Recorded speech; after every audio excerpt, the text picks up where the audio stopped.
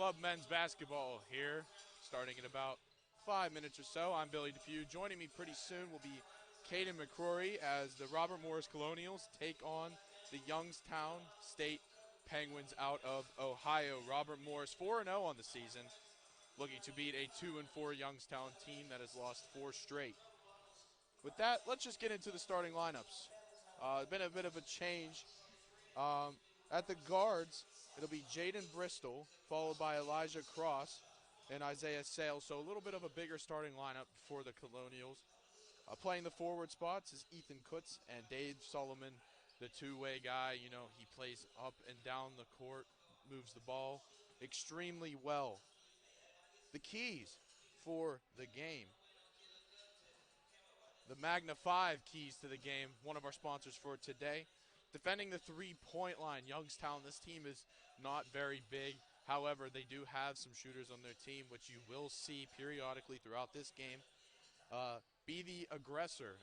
As you know, as I just mentioned, it's going to be a 3-2 look from Robert Morris. So dribble driving to the paint will allow more shots from the outside and obviously the layup part of things. Take advantage of turnovers. It's a pretty basic part of basketball. You can't win if you're not winning the turnover margin. Limit second chance points. I don't see this really being a problem for this Robert Morris squad. As I mentioned, they are a little bit more physically gifted than this Youngstown squad, and not only that, the paint led down there by Ethan Kutz and Dave Solomon should be a good one. And last but not least, setting the tempo is very important. Get out early. We've seen a couple doubleheaders, which you will see today. There is 2 matchups back-to-back against Youngstown. We will take a short break in between those games, but make sure to stay tuned for the second one. But setting the tempo. A lot of times this Robert Morris squad, the first game in doubleheaders, usually goes in their favor relatively well, and then the second game usually crumbles just a bit. They still win. As I mentioned, they have not lost yet this year. It's been a little while since they've gotten on the court, but they are 4-0, and they're looking to extend that to 5-0. We will begin here shortly. Caden McCrory, my partner, is down on the court. He's going to be doing some play-by-play, some announcements, and we will go from there. Today's game is a North Atlantic Region South Conference matchup featuring the visiting Youngstown State Penguins and your Robert Morris Colonials. First, looking at the starting lineup for the visiting Penguins, brought to you by AAA Subaru. At guard, a 5'10 senior from Cleveland, Ohio, number 22, Robert Gray. At guard, a 6'2 senior from Salemville, Ohio, number 3, Makai Mason. At forward, a 6'2 junior from Struthers, Ohio, number 14, Austin McCullough. At forward, a 6'6 sophomore from Vernon, Ohio, number 32, Carter Burnett. And at guard, a 6'2 senior from Beaver Falls, Pennsylvania, number 8, Connie Jones-Thomas. Youngstown State is coached by Dalton Porta. And now, the starting lineup for your Robert Morris Colonials. At guard, a 6'3 freshman from Wilmington, Delaware, number 3, Isaiah Sales. At forward, a 6'5 sophomore from Indiana, PA, number 22, Ethan Kutz. At guard, a 5'9 junior from Pittsburgh, Pennsylvania, number 0, Jaden Bristol. At forward, a 6'5 junior from Detroit, Michigan, number 24, Dave Solomon. At guard, a 6'1 senior from Pensacola, Florida, number 1, Elijah Cross. The Colonials are coached by head coach Taylor Williams, assisted by Ish Tucker and Jay Latimer. Today's officials are Darian Robbins, Paul Deshawn, and Jason Cunningham.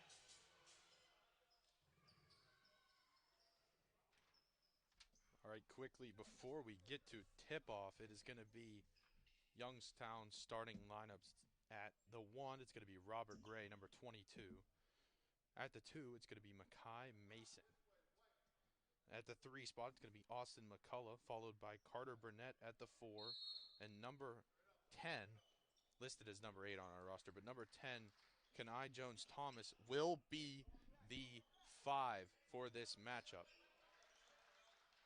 So I'm already seeing some issues with the jerseys, as I just mentioned, as Caden is going to be joining me here in just a second. A fight for the ball. It's going to be a foul on Dave Solomon, his first of the game. As Caden joins me back. Caden, that was beautiful work down there on the mic. Oh, I appreciate that. Thanks, Bill. No problem. Gray with the dribble drive. No good. Rebounded by Carter Burnett. That is good.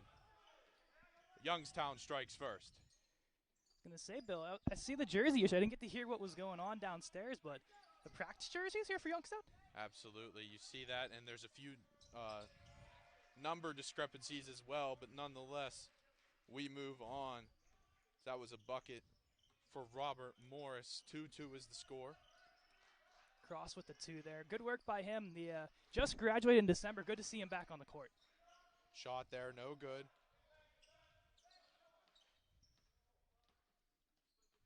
The dribble drive up the court from Sales. Sales swings it to Bristol. Sales back up top. Shot, good. Beautiful work there from Isaiah Sales. You know they're going to need some more depth scoring throughout here. It's like the likes of Solomon and Cross. You like to see Sales get on the board here early. High press from Robert Morris. Shot there, no good. Dribble drive down low. Kick to the corner for Sales. Sales another jumper, no good. Rebounded by Thomas. Sales really feeling hot here early on. Jones-Thomas kicks it to Gray. A screen from Burnett. Pass to the corner, good defense. Stays down for Youngstown. Good work. I like the idea there from Cross. Probably should have let that one go, though. Tried to kick it off the foot to get the RMU possession, but that one did not get just a little outside for him. Gray off the screen from Thomas. Gray still has the ball, trying to work the pick and roll. Double team up top. Shot, no good. From Austin McCullough. Gonna go the other way. Caden, I mentioned it early on in this game, or early on before you came back. Dave Solomon listed as the center, but as you can see there, he brings the ball up the court. Isn't really a center the way that you look at it. No, he's that Swiss Army knife. The one that you can you put him maybe at guard, put him at center. Hell, you can put him at forward. You can put him wherever, and it's going to work somehow. He's big enough and he's strong enough offensively and defensively. It's going to work. Shot from Cross, no good.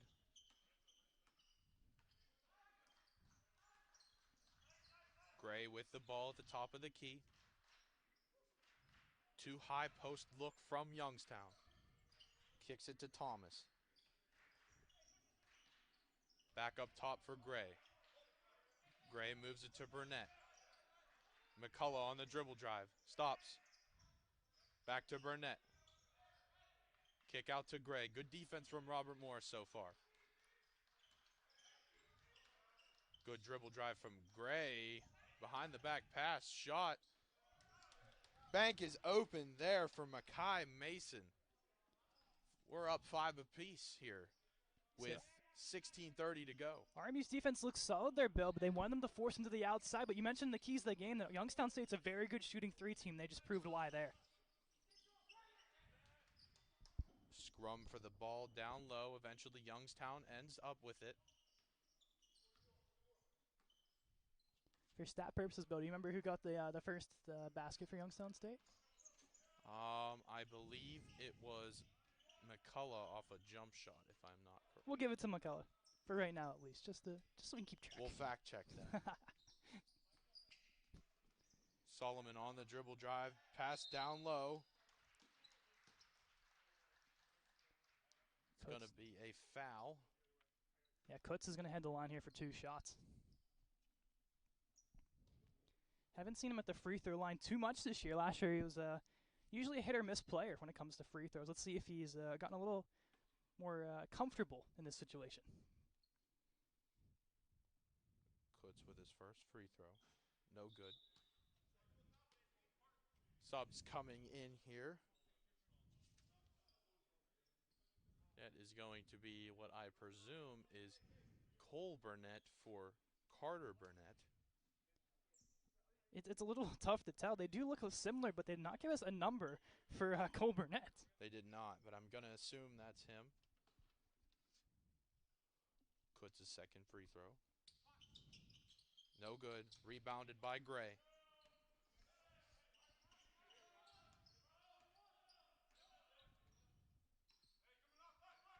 Screen set by Burnett. Foul here on Youngstown State, and also we see CJ Shaw checking the game for RMU. I believe the first time this season, or at least on home court, that we get to see him here at the North Athletic Complex. We have not yet to see. Sorry, who was that, Katie? CJ Shaw. CJ Shaw. Oh, there he is. Sorry.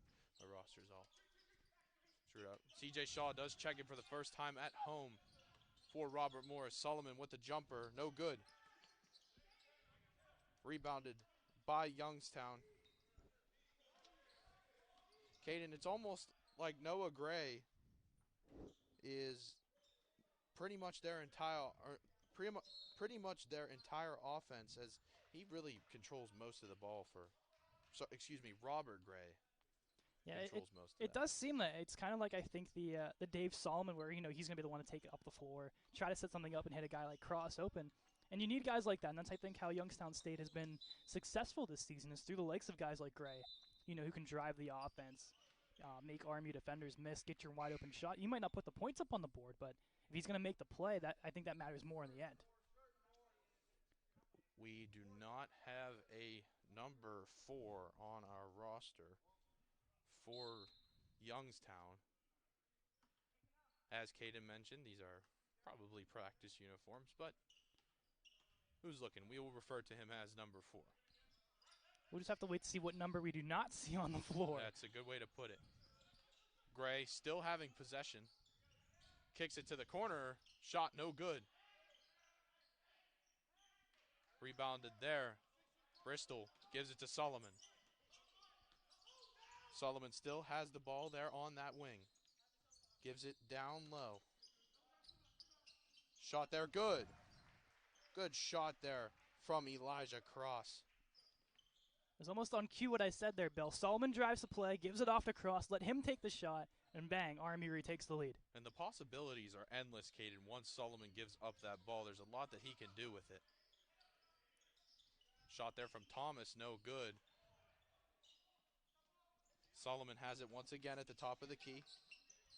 He goes for the mid-range, good. Tough buck there from Dave Solomon, and he gets it to go with a 4-point lead from RMU, 9-5 with 13:50 left to go in this first half. The versatility shows again, this time taking it himself. Nice little jumper, and RMU expands by 4. In 5 minutes, we haven't seen too much offense from both sides. Solomon gets the poke, but it's going to stay down there. Looks like Colton Schott might be entering the game here, the one that was originally slated to start until Elijah Cross's return here to RMU. Also checking in for Youngstown, Keyshawn Moss for the first time today.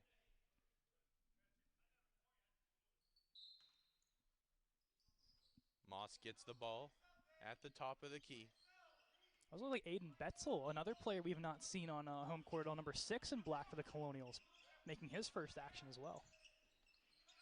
Moss loses it, gives it to Solomon. Solomon! Oh! Good enough from Dave Solomon. I think he might have lost his footing going up there, Bill, trying to go for that spectacular dunk, but I don't know, maybe just a little bit wanky on the way up. 2 points is still 2 points, Caden. In That's the the way you have to look at it. There's no style points on the scoreboard. Going down the other way. Swing over to Solomon. Solomon backing down. Mackay Mason gives it up down low. No good. Gray has it. A little bit of a fumble from Gray. He's going to put up a shot. No good. Rebounded on the offensive side for Youngstown. Keyshawn Moss has it. He's going to kick it to the corner. Moves it to Mason. Mason on the dribble drive. Mid-range pull-up. Good.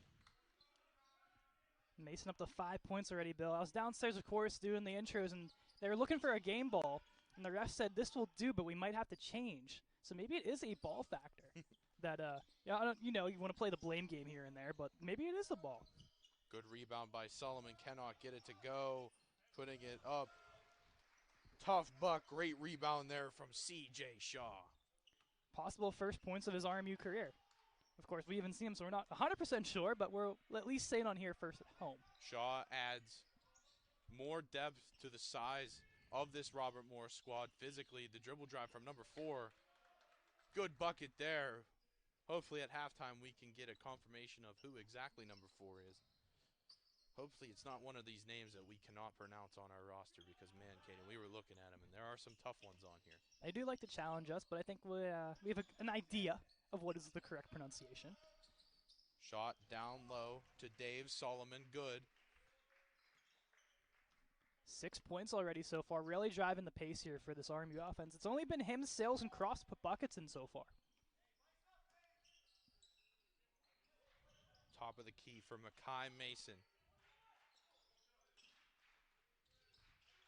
Gives it down low. Dribble drive. No foul. No good. Great defense there from Robert Morris. Dribble drive down low. No good for Colton's shot.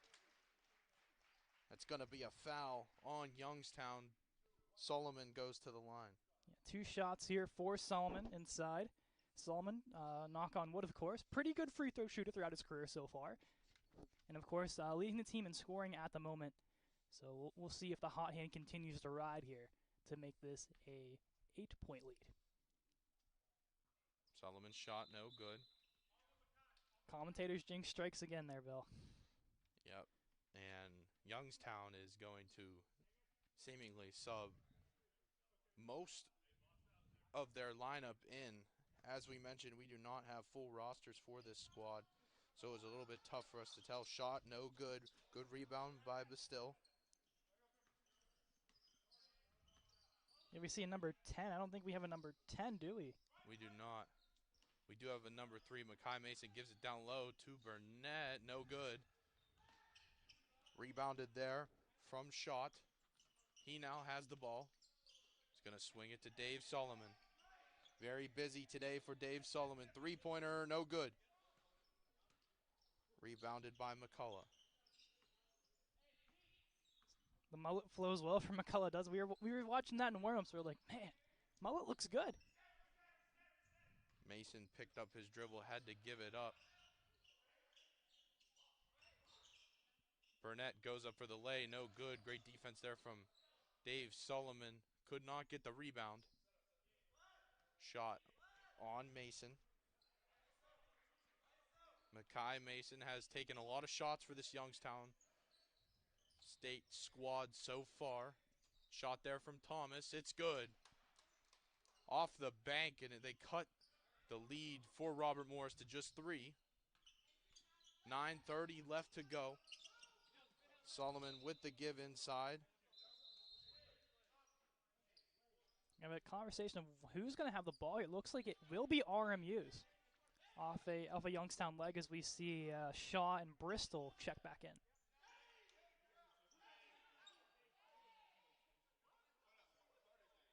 Dave Solomon a little bit confused. He doesn't like to get off the court. Jaden Bristol checks in for Robert Morris.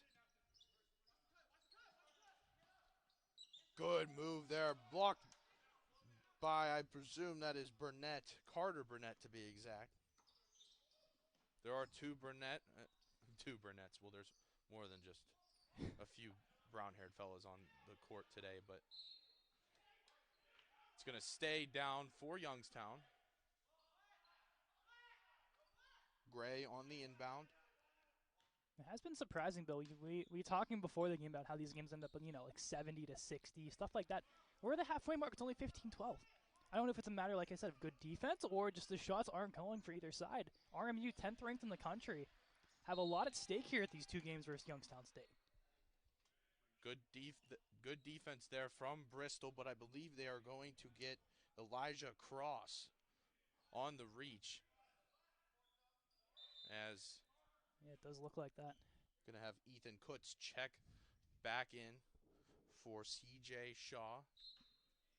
They're really utilizing this bench today. We've seen a lot where they ride the starting five for as long as possible. Thomas's shot no good. It's going to go the other way.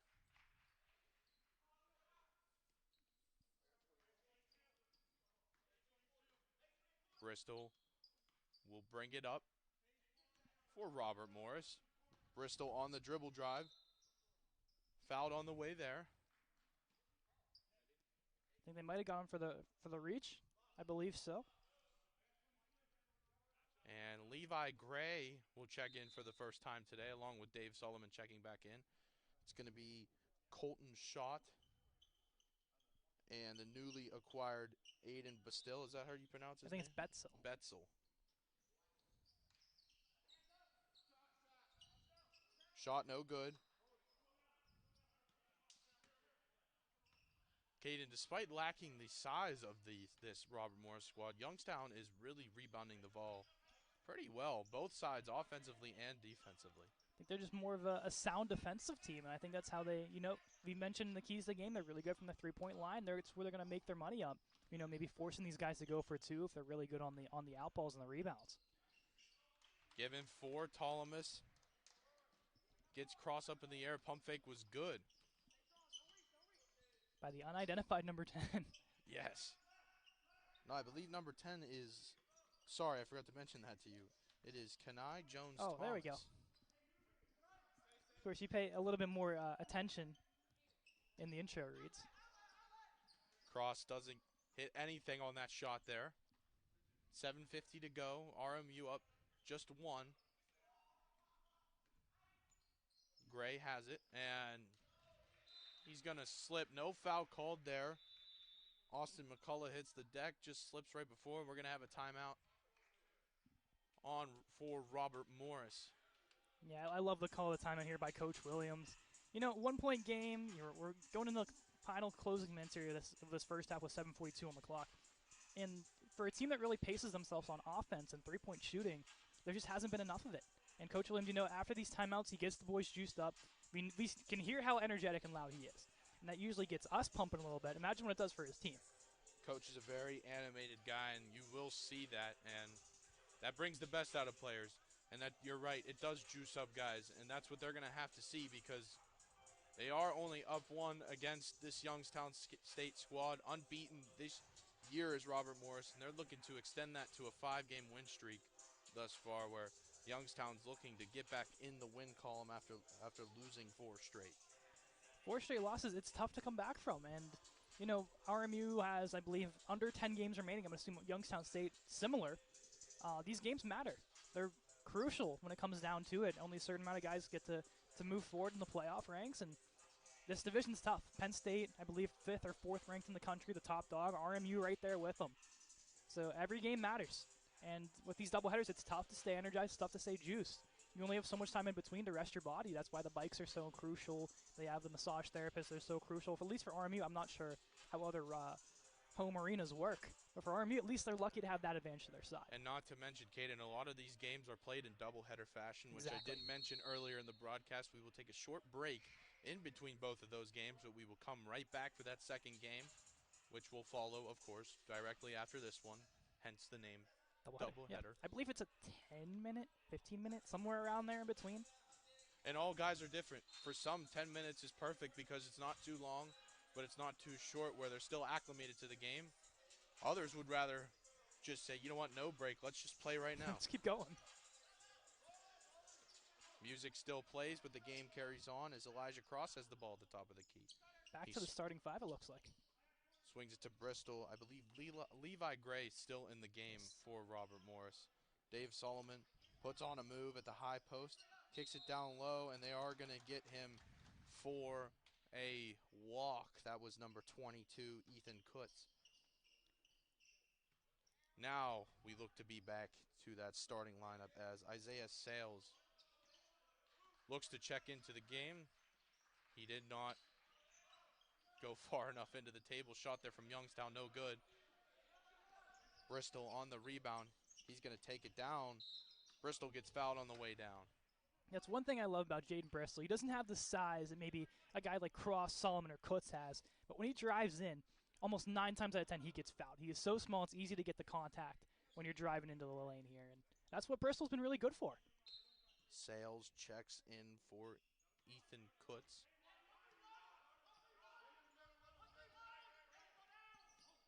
Pass down to Sales. Bristol has it once again at the top. Robert Morris looking for a play to run. Solomon at high post. Down low to Sales. Sales gets fouled. And they are going to call it on the floor. 2 shots for Sales. Nice work there by Sales. RMU, good job with the communication there. You know, they didn't get the look that they wanted. Cross, Bristol, Solomon all yelling to direct traffic here. And it ends up going a foul, so a possible 2 points here for the Colonials. Good thing is that there is no shot clock. So you really can look for a shot that you do like. And that's what Robert Morris was trying to do there. One thing they need to do better is free throw shooting. I believe that's their 5th attempt. Still none yet to go for this Robert Morris squad. Sales with his second one. No good. Now 0 for 6 from the free throw line is Robert Morris. Solomon could not get the rebounded shot to go, and it's going to go the other way. Yeah, free throws have usually not been a problem for this Colonial squad, but as you mentioned, 0 for 6 to start, both from Solomon Kutz and now Isaiah Sales. That's 6 points that could put you up almost by what? We're at 15-14. That's a nice size lead. Absolutely. Levi Gray defending. Gray, corner shot, no good from McCullough. Bristol tries to give it to Dave Solomon. Dave Solomon with the mid-range shot, no good. Carter Burnett down low, and he lays it down. Carter Burnett, we saw him during warm-ups, Caden. He was really throwing it down. It was not very long until we've seen something like that from him. They're going to call that on the floor on a foul against Dave Solomon. Number 4 checks into the game for Kenai Jones-Thomas. Bristol on the inbound. Gives it to Dave Solomon. Solomon with the pass to Sales. Sales could not get it. Corner shot, no good. Rebounded by Sales. That should stay here. I believe off the hands of the unidentified 4 and out. But once again, Youngstown State's just done a very good job protecting their rim, protecting these rebounds, and making these 50-50 balls just a lot harder for the Colonials. Gray with the ball on the wing. Shot from the corner, no good from Bristol. Robert Gray, guarded by Levi Gray. Not going to get confusing at all. Nope. Great defense there from Bristol. Bristol's going to try to convert it into points. He does. Great play there from Jaden Bristol. First points of the night for Bristol. And once again, he drives that lane so well, but when he's not getting fouled, he is very good in tight. So nice work there by Bristol to take away that play and get points on the board for the Colonials to retake the lead. And great defense there from Elijah Cross. He's going to force the backcourt violation, and now Robert Morris is going to obtain possession. RMU seems to ride the hot waves. When things start to go right for them, it's no stopping. And this maybe has the scent of that. Hopefully so. Pass to Sales, a little too tough to corral down low. Keyshawn Moss kicks it. No good. From Austin McCullough, it's going to be a foul on the rebound. Against Youngstown. I thought for a second it might have went on Solomon off the jump, but it will stay Colonial ball. And it's going to be a 1-and-1, I believe, yes, for Isaiah Sales. As we mentioned before, Robert Morris on a bit of a drought on free throws, 0 for 6 to start the game. see if they can end that cold streak there. Isaiah Sales, first shot, no good. Rebounded by Gray. And the drought continues, and that is a bad foul by Dave Solomon. Just immediately off the free throw. I'm not sure maybe if it was planned or not. It kind of seemed like it was with him, and I think it was Cross was the other player in tight to draw it. Dave Solomon, I believe, already 2 or 3 fouls in this game, as he is going to be checked out. Checking in is Aiden Bastille. Yeah, smart Bedstill. move. Sorry. Smart move there by Coach Williams is make sure your star player stays out of foul trouble. Get him off the court for a minute, let him catch his breath, regain his mojo before he goes back out. Keyshawn Moss has it, guarded by Levi Gray. Moss tries to give it off the roll. Great defense, and one. Oh, excuse me, I believe they called it on the ground, so it will not be an N1, but it will still be a foul. I believe they called it on Isaiah Sales. Substitutions, Levi Gray checks out. We have MJ Stevenson coming in, the first time we will see him in Colonial sweaters. Number 11 in black. McCullough gives it to Gray. Back to McCullough. To Moss. Timeout called from Youngstown. Caden, there's one elephant in the room, so to speak, as to what Robert Morris needs to correct. And I'll state it, the free throws got to change. 0 for 7 to start. As you mentioned, that is a lot of points left on the board for this Robert Morris squad. And you're only up by 1. In a game where it's lacking offense, you put up 7 on the board. It's 24-16. That's an 8-point lead. And when you have these close divisional games, 8 points is a lot. And the hot waves that RMU has and comes and goes, when they're cold, they're cold. And Youngstown State hasn't luckily taken advantage of it for the Colonials. They really got to lock it down. And they're drawing the fouls, which is great. You can't convert, then you're not getting the rebound as well off the second shot, and things are just not going right offensively. Yeah, we do not have official stats here, but I would say Youngstown is probably winning the rebound battle as well. Not only defensively, but offensively as well, giving them more opportunities to create second chance points, which, to be honest, they have not done very well, this Youngstown squad. They've been able to get the rebounds, but nonetheless, the Penguins have not been able to capitalize on those second chance points. So that's where Robert Morris's rebounds are coming from, but they have to get them on the first one. Coach Williams, of course, will take his every last second defensively to draw something up. He is one to usually get a couple whistles out of before they're like, all right, come on, let's go. We gotta continue on here.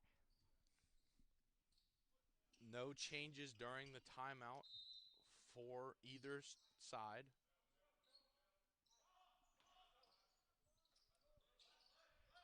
Number 12 has the ball at the top of the key, given to number 4. Number 4 looking for a pass, gives it up to Gray. Moss. Back to number 4, the top of the key. Gray has it. Tries to use the screen. Dribble drive from Gray. Burnett is going to set the screen. He's going to set another one. Dribble drive there. And ref's going to call a travel. It looked like he held on for just a little too long there, but great job by the Colonials, almost boxing everybody out there in the middle, not preventing anything to come in on the RMU defense. One thing that RMU is doing really well on defense is hedging against the screens. They've done so very well. Shot no good from Aiden Betzel. It's unfortunate offensively right now. It's been the opportunities have been there, just haven't been able to connect. Moss gives it to the corner for Gray. Gray on the dribble drive, he loses it. It is going to stay. Number 12 will inbound the ball. Screen set for Moss. Moss gives it at the top for number 4. Great defense there from Betzel, and they are going to call a foul on him. Yeah, reaching coming around on 34, we assume to be Cole Burnett. And RMU maybe starting to get a little bit of foul trouble here in this last 3 minutes. It's only a one-score game. Inbounded, number 4 high post, gives it down to Burnett. Burnett's shot doesn't go. Number 12 still has it, and that should be a travel. That's his second one in probably the past minute. It's going to go the other way. Looking maybe it was going to go against Stevenson, who was guarding, and maybe that's what the plan was. Maybe try to hide the travel with a little bit of contact. But the referees have done a good job of calling the right plays. Shot there, no good from Sales. Take it down the other end. Gray's shot, no good, and he's going to tweak his ankle, and he is hurting. And yeah, and they'll stop it there. So he'll get a little help coming off the court. And looks to be off under his own power, which is good to see, and he'll take a seat. And probably be the end of the next 2:38. He will not see the court just for precautionary measures from that Youngstown State sideline. Robert Gray, ton of playing time so far in this first half. Really created some opportunity for this squad as Robert Morris did draw a foul, so Jaden Bristol looking to end the free throw cold streak. He's money. Bristol, the best free-point shooter, last season, staying hot. Bristol now leaves RMU at 2 for 9 on free throws today. He nails both of them. RMU up 19-16 with 2:30 left to go. A high press from Cross. Great steal. Cross on the dribble drive. He's going to put it up. It's no good. Rebounded from Bristol. Nope, taken away by Elijah Cross. He gets his own shot back. And that is going to be another offensive rebound for Robert Morris as Jaden Bristol is going to get called for a blocking foul. Yeah, they've been forcing the turnovers. They've done a great job of capitalizing now these last couple sequences, and they're really playing aggressive, and they're not afraid to take the foul here. Makai Mason over in that right corner, looked for the shot, no good. Moss has it. Gives it back to Makai Mason. Moss has it. Moss on the dribble drive, nothing there. Give it to number 4 down low. No good. Good attempt, but could not finish.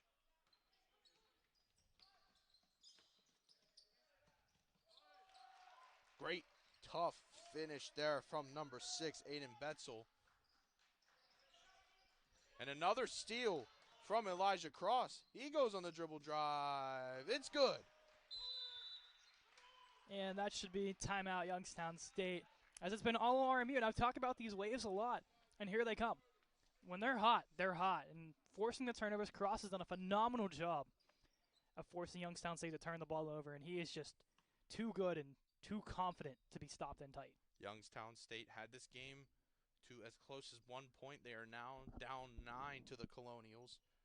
And we're starting to see more aggression from this Robert Morris squad. They're finally getting to the boards on defense a little bit more efficiently, so to speak. As you can see there, Bristol ended the free throw drought. They are now 2 for 9, which still isn't very good.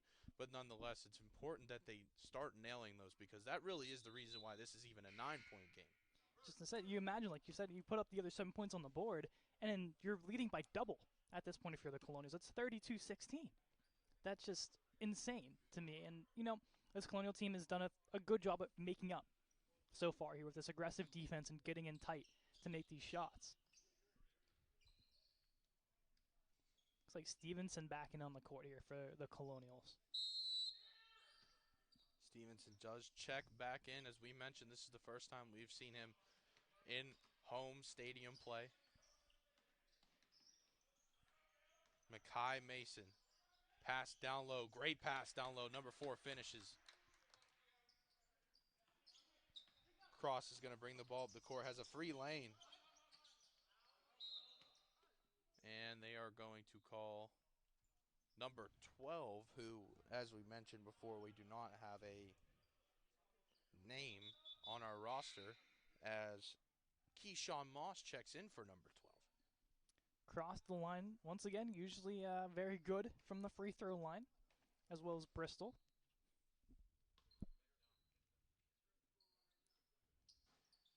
Cross's first free throw is good. looking to once again boost this percentage. That was a drought to start this game. At the free throw line is Cross. Second one is good. Double digits now for Elijah Cross, 10 points in this first half. Just a little under a minute left to go in this first half. Bristol with the foul here at 52 seconds. You know, Caden, I actually thought they were going to get Makai Mason on an offensive foul there for a little bit of an extension, but nonetheless, they aren't going to call it. They are going to call it on Jaden Bristol as Colton Schott checks into the game for Bristol. I believe some foul trouble. I think that's Bristol's third, which will make him exit. Mason's first free throw is no good. Schott has the ball. He's going to give it up, and they are going to get him for a walk. That was MJ Stevenson. Took one step too many before he dribbled. They are going to get him for a walk. Makai Mason has the ball, guarded by Elijah Cross. And they did get him for a foot out of bounds there. RMU's bencher sideline there was going, wait a minute, hold on, his foot was right there. And the ref's like, yep, you're right. Send it back down. So no one seems to want to keep possession of the ball right now. Aiden Betzel inbounded to MJ Stevenson. 30 seconds left to go. Shot for Sales, no good. Tries to get his own rebound. He does. They are going to call a jump ball. And it is going to stay down here, as Youngstown did have possession to start the game. Only 20 seconds. I'm kind of surprised they're going for it rather than just holding on to the ball as long as possible.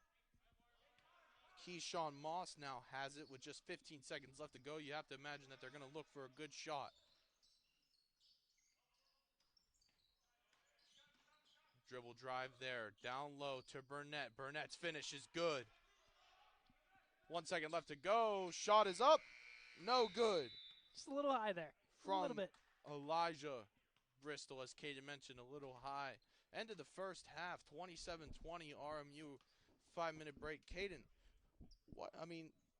free throws were one thing, but there's still a lot that they have to do. What do you want to see more out of this Robert Morris squad? I think more 3 points. I feel like maybe, you get a guy hot, the 3 points are going to start coming a little bit better. And I think that's the same thing for Youngstown State. I mentioned they've done very well at the 3-point line in previous games. So maybe the answer might be if you have a little bit more of a comfort lead if you're RMU to start shooting from three. At least that's what I believe. We've seen this team enough to know that they are good from outside. So, I mean, if you do stay cold, I would say you kind of stick to the same game plan you had at the end of the first half here, where, just drive in, force the foul, have a guy like Bristol or Cross be the one, because, you want to obviously make the free throws. And those two only seem to be the ones to be able to do so. Hopefully Robert Morris can get it going in the second half. Robert Morris up 27-20. We'll be back in a few minutes for the start of the second half. We are back for the second half of this club basketball game between Robert Morris and Youngstown State. I am Billy Depew. Joined by me is Caden McCrory. The score is 27-20. 20 minutes of basketball coming at you right now. Youngstown is going to start with the ball. They are down 7. Gray has the ball. He's going to kick it to Makai Mason. Back to Gray. Gray with the mid-range shot. It's good.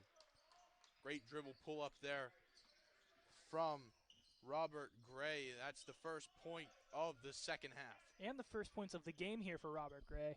We've mentioned he was the person to drive the play. And now he finally gets rewarded. Bristol shot no good. Rebounded from Solomon. Good rebound and shot there from Solomon. It's going to extend the Robert Morris lead to 7. 8 points on the day already for Dave Solomon. Maybe a little bit quiet in the terms of his production, but there's always been a steady player on the court here for this Colonial squad. Makai Mason looks for the shot, does not take it. Burnett with the ball at the top of the key. He's going to look for the dribble drive, doesn't get it to go. Solomon on the rebound. Solomon on the drive. Gives it to Bristol. Bristol down in the corner to Sales. Sales wide open for the three. It's good. Isaiah Sales with the wide open tray ball gets it to go. And Robert Morris has turned their lead to double digits. I mentioned in the closer they wanted to go deep from the three. Isaiah Sales, his only points of the game have been from three. Only 6 on the day, but hey, 2 very important three-pointers here from Sales. And an one try is good from Robert Gray. Really heating up here in the second half for the lone points here for this Penguin squad. Now he gets a chance to expand it even further after being quiet with a big old 0 to start. Cole Burnett, the assumed brother / twin brother of Carter Burnett, checks in for his brother. Shot no good on the free throw. Sales had the rebound, gave it up to Bristol. A lot of float on that one, it seemed. He tried to go a little bit higher and down. Sales tray ball, no good. Rebounded by Cross. Cross given to Sales. Great pass from Cross.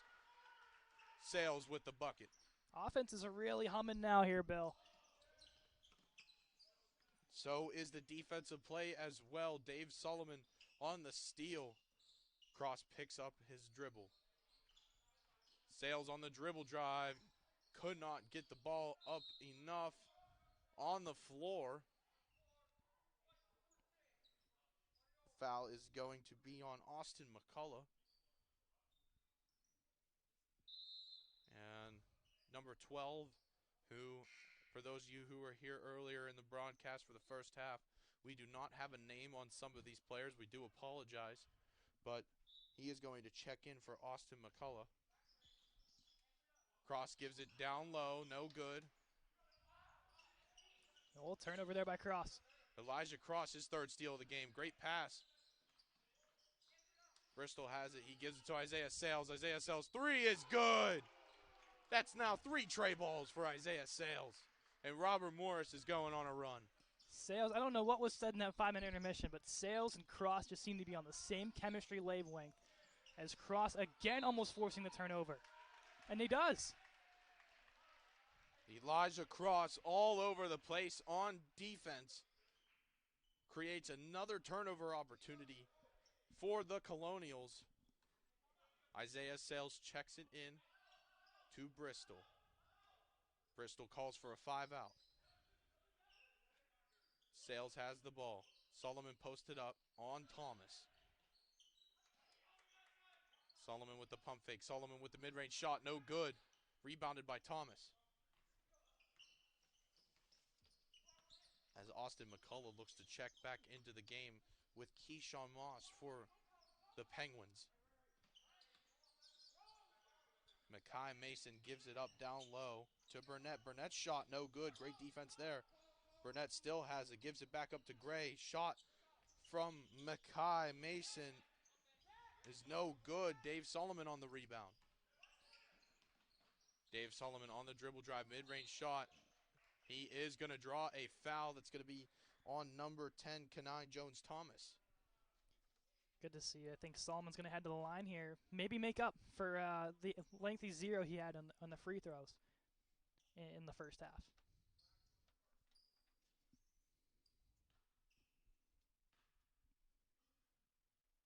First shot from Dave Solomon is good. A few subs check into the game for the Penguins. Number 12 and number 3, Makai Mason, sub out along with number 34, Cole Burnett. Dave Solomon's second free throw is no good. Rebounded by number 4 and eventually given up to Gray. Keyshawn Moss. Gray kicks it to the corner. Surveying is Gray. High ball screen set for Gray. Fadeaway shot, no good. Trying to put the team on his back right now is Gray. Has mainly been the only source of offense from this Penguin squad in the second half.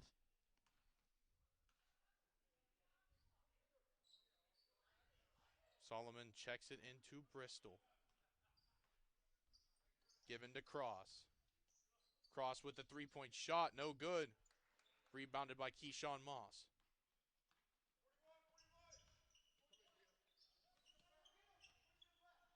Keyshawn Moss calls for a 4 high, 1 low look. Moss on the dribble drive. No travel called. Shot there from McCullough. Does not go. Rebounded by Betzel. Not sure if an RMU defender may have got a tip on that. Maybe off the fingertips, maybe. Isaiah Sales got the rebound on that one. He gets the ball down low on the block. He's going to try to put the move on him. Cannot get it up. Gray on the break. Kicks it out to McCullough. His shot is good. Austin McCullough now has himself 5 points. A little quiet so far. I think he was one of the first scorers for the Penguins. I believe the first basket of the game. Good to see him finally back on the score sheet if you're a Penguins fan. Solomon kicks it to Sales. No good. Like the look. Keep going with the hot hand. Isaiah Sales has been the one to make it from 3. You got to keep giving it to him. It was a great open look. Robert Gray's shot is no good. Great move by Gray. Just could not finish. Bristol has it now. Bristol looking for the dribble drive and gets whacked. 2 shots for Jaden Bristol. You know, if you're Bristol, you're going to take that 10 times out of 10. You know, you don't, like I said earlier, you don't have the height advantage. Force the foul, and you've done very well from the free throw line so far. First shot good from Bristol. Combo guard Makai Mason checks back into the game for number 10, Kenai Jones-Thomas. A little bit of some hardware onto the face there for Jones-Thomas. Maybe a nosebleed at some point in the first half. He's actually had that. I believe he's had that in for the entire game, Caden, which must just tell you he gets nosebleeds. Maybe. Bristol 4 for 4 from free throws now with that make. Definitely a bright spot there so far. Bristol, good defense. Just could not control the ball as Keyshawn Moss has it. Moss kicks it to the corner for Gray. Gray back out to Moss. Swing action from the Penguins. Shot from McCullough. It's good. Austin McCullough with 8 points. He's really starting to feel it now from outside. We said earlier, Penguins really good from 3, and I think we found the shooter that they like to go to. It's Austin McCullough. Speaking of shooters, Sales shot no good. Way to follow your shot. Dave Solomon draws a foul. So who head to the line, Bill? And so far a mixed bag from him. 0 for 2 on his first attempt. 1 for 2 in the previous attempt just a moment ago. If we're following the trend here, that should mean 2 for 2. But we'll see. Shot from Solomon is good. Colton Schott checks into the game for the first time in this second half. He's going to check in for Aiden Betzel. And number 32, Carter Burnett, checks in for Mr. Anonymous, number 4. As another free throw is nailed by Dave Solomon. Really following the trend here. 0 for 2, 1 for 2, now 2 for 2. Shot no good from Makai Mason. Dribble drive there. Good leg. Just could not finish. Solomon with the rebound. Solomon double teamed on the post. Bristol shot. Good. Jaden Bristol now with, I believe, 9 points, Caden. I believe so. I think we're getting a timeout here from I think the Colonials called a timeout, but Bill, are you in the market for a new car by chance? I don't know, Caden, are you? I don't know. Maybe. Well, let's give a quick shout out to our sponsor. Driveway Subaru of Moon Township knows that customers want more from their car buying, selling, and servicing experience. That's why they put you in control. Car shopping has evolved, and at Driveway Subaru of Moon Township, they give the best price up front, eliminating the need to negotiate, and you'll find one of the largest selections of Subaru vehicles in the greater Pittsburgh area. Shop online 24/7, and with upfront market-based pricing, Driveway Subaru prices their cars, not their customers. Driveway Subaru of Moon Township is a proud sponsor of the RMU men's club basketball team. Driveway Subaru of Moon Township. Thank you, Driveway Subaru. Thank you, Driveway Subaru. We'd love to have sponsors. I think we're going to have another second. We might as well get the other one out of the way, shall we? Real quick, we love Magna 5. Love Magna 5. Is a managed IT service provider focusing in-network and server monitoring, backup, and disaster recovery, cybersecurity, help desk, and SD1, whatever that is. With more than 2 decades of experience in managed services, Magna 5 makes a difference for their clients using a unique boutique approach. Did I say that right? Yeah. Approach, delivering disruption-free service, always-on availability, comprehensive security, and rapid issue resolution. Magna 5 is a proud sponsor of the RMU men's club basketball team. Thank you, Magna 5. Shout out Magna 5. Shout out Magna 5. Thank you, Magna 5. Magna 5 Wood had the, was it the keys to the game that they had? Driveway Keys to the Subaru had game. the starting lineup? And I got to be honest with you, Magna 5, I would say some of the key factors of that need to be accomplished. For example, limiting any perimeter play was one of them, and they need to start doing that a little bit more. Austin McCullough has kind of caught fire in the past couple minutes. Speaking of McCullough, he inbounds the ball to Gray. Dave Solomon in the high press. Now guarded by Cross.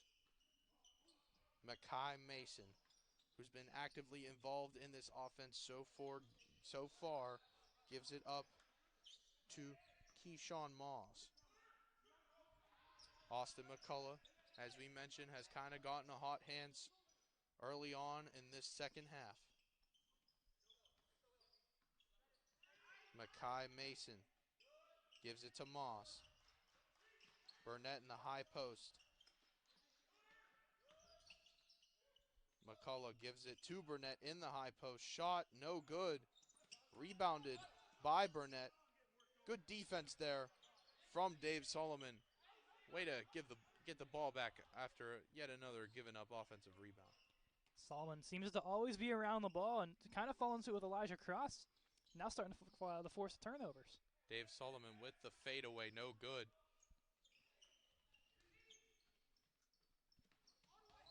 On the break, Keyshawn Moss is going to pick up a foul.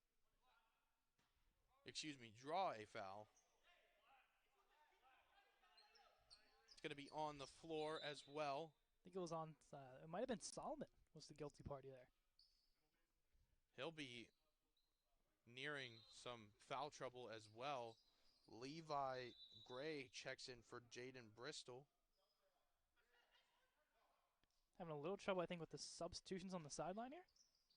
Yeah, they're not going to let Aiden Betzel check into the game for the Colonials. Down low once again, given up, no good. But he is going to draw the foul. That is Carter Burnett, who's been pretty busy down low. The points don't necessarily show for it. He only has 4 points to show for it, but nonetheless has been not only a scoring factor, but a rebounding factor to give opportunities for this Penguin squad as well. And he nails his first free throw. Now Aiden Betzel checks into the game for Dave Solomon, who is indeed in foul trouble. Smart move here from Coach Williams, but you don't want to see your best player come off the court, especially in a crucial, close game. Carter Burnett with 5 points now, looking to make it 6. He does not. It's going to go the other way. Number 12 checks into the game for Keyshawn Moss.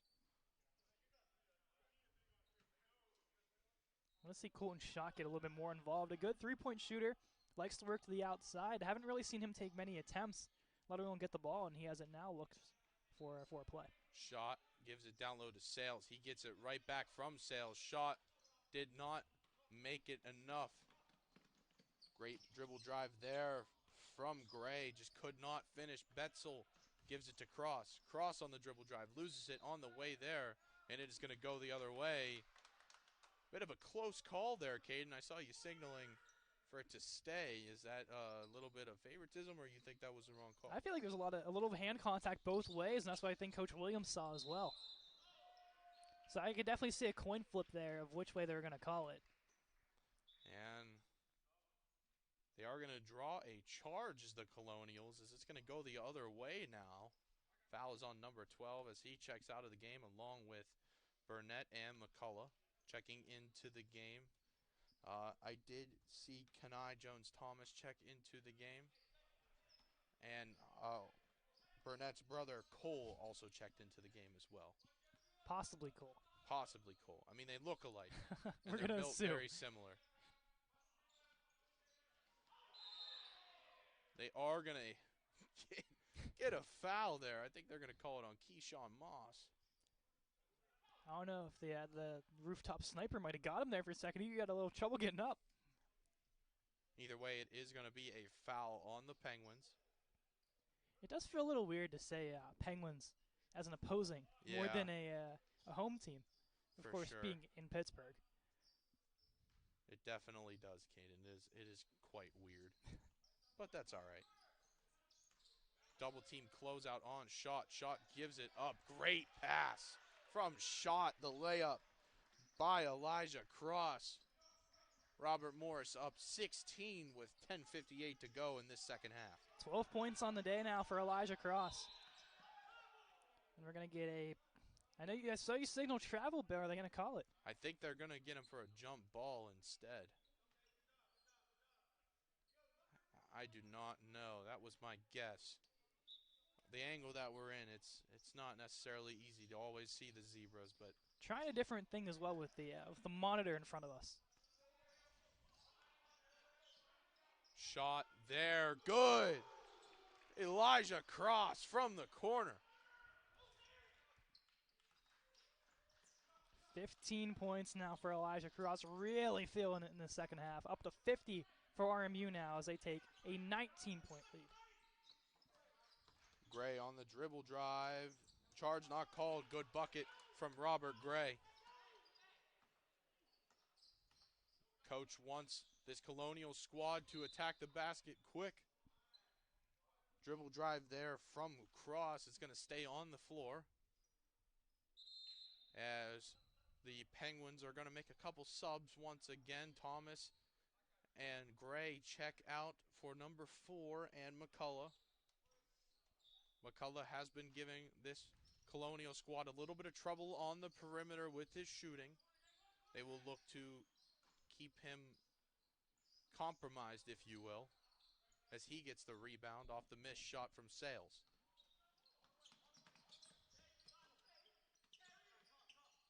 Dribble drive there, given to number 4 down low. His layup is good. That is 6 points now for the Mystery Man. Mystery Man's doing mysterious work down there. All the points came from down low. Shot, no good. Feels a little weird to say that. I had trouble last year with that, the shot. Mackay Mason now has the ball, guarded by Levi Gray. Gray fights through the screen. Given to McCullough. McCullough's shot, no good. Rebounded by Cross. Cross, great move, and his layup is good. Elijah Cross. Great hesitation there on the elbow, was able to get in for the dribble drive. 17-point lead with 9 minutes to go here, Bill. RMU's offense has really took a turn for the better from the end of that first half. Oh, there he is again. And another steal again from Elijah Cross.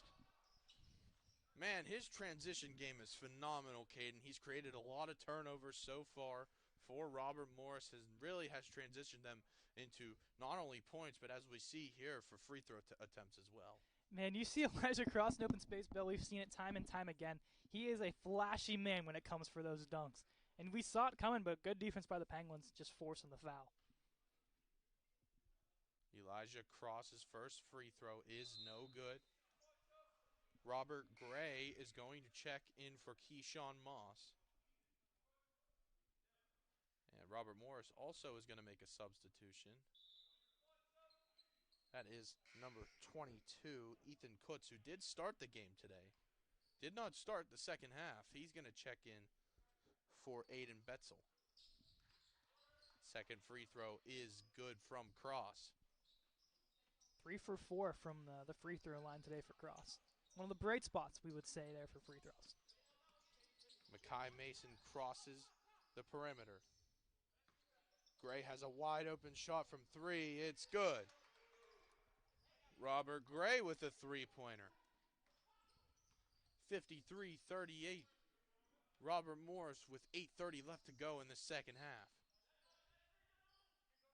Gray has the ball. Screen from shot, decides not to use it. It's going to stay here. I want to get Levi Gray a little bit more involved offensively. He's been a little quiet so far. Hasn't put anything up in the terms of points so far. Outside of playing pretty good defense when he's on the floor, it has not really amounted to anything statistically. Shot with the rebound and the layup, no good. Rebounded by McCullough. He's going to give it up for Gray. Gray is going to work his way down the floor. Great defense. And they are going to get a blocking foul on Elijah Cross. A little bit of a questionable call there. I thought he moved his feet enough, Caden, but nonetheless. It did look like it. Of course, the refs have a little bit of better angle from behind than what we do. But they're going to get Cross for the foul, and he will head off now as Jaden Bristol will check into the game. Keyshawn Moss checks in for the game as well, along with Dave Solomon checking in for Colton Schott. A box look on the inbound for the Penguins. It's going to be an up top pass for Keyshawn Moss. Keyshawn Moss with a dribble drive, it's good. Keyshawn Moss with his first points of the game. A little surprising. Put a tally next to his name for the first time. I feel like we've called his name a lot, but I guess not just in the scoring, it was more just the passing. Isaiah Sales with the contested three-pointer, no good. Bristol with the rebound.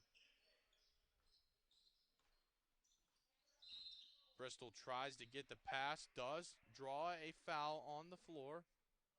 Tried to get that pass into for Ethan Kutz, but instead it's going to be a 1-and-1 for Jaden Bristol. As you mentioned last year, the bright spot on the free throw line was Jaden Bristol, the team's best free throw shooter, Caden.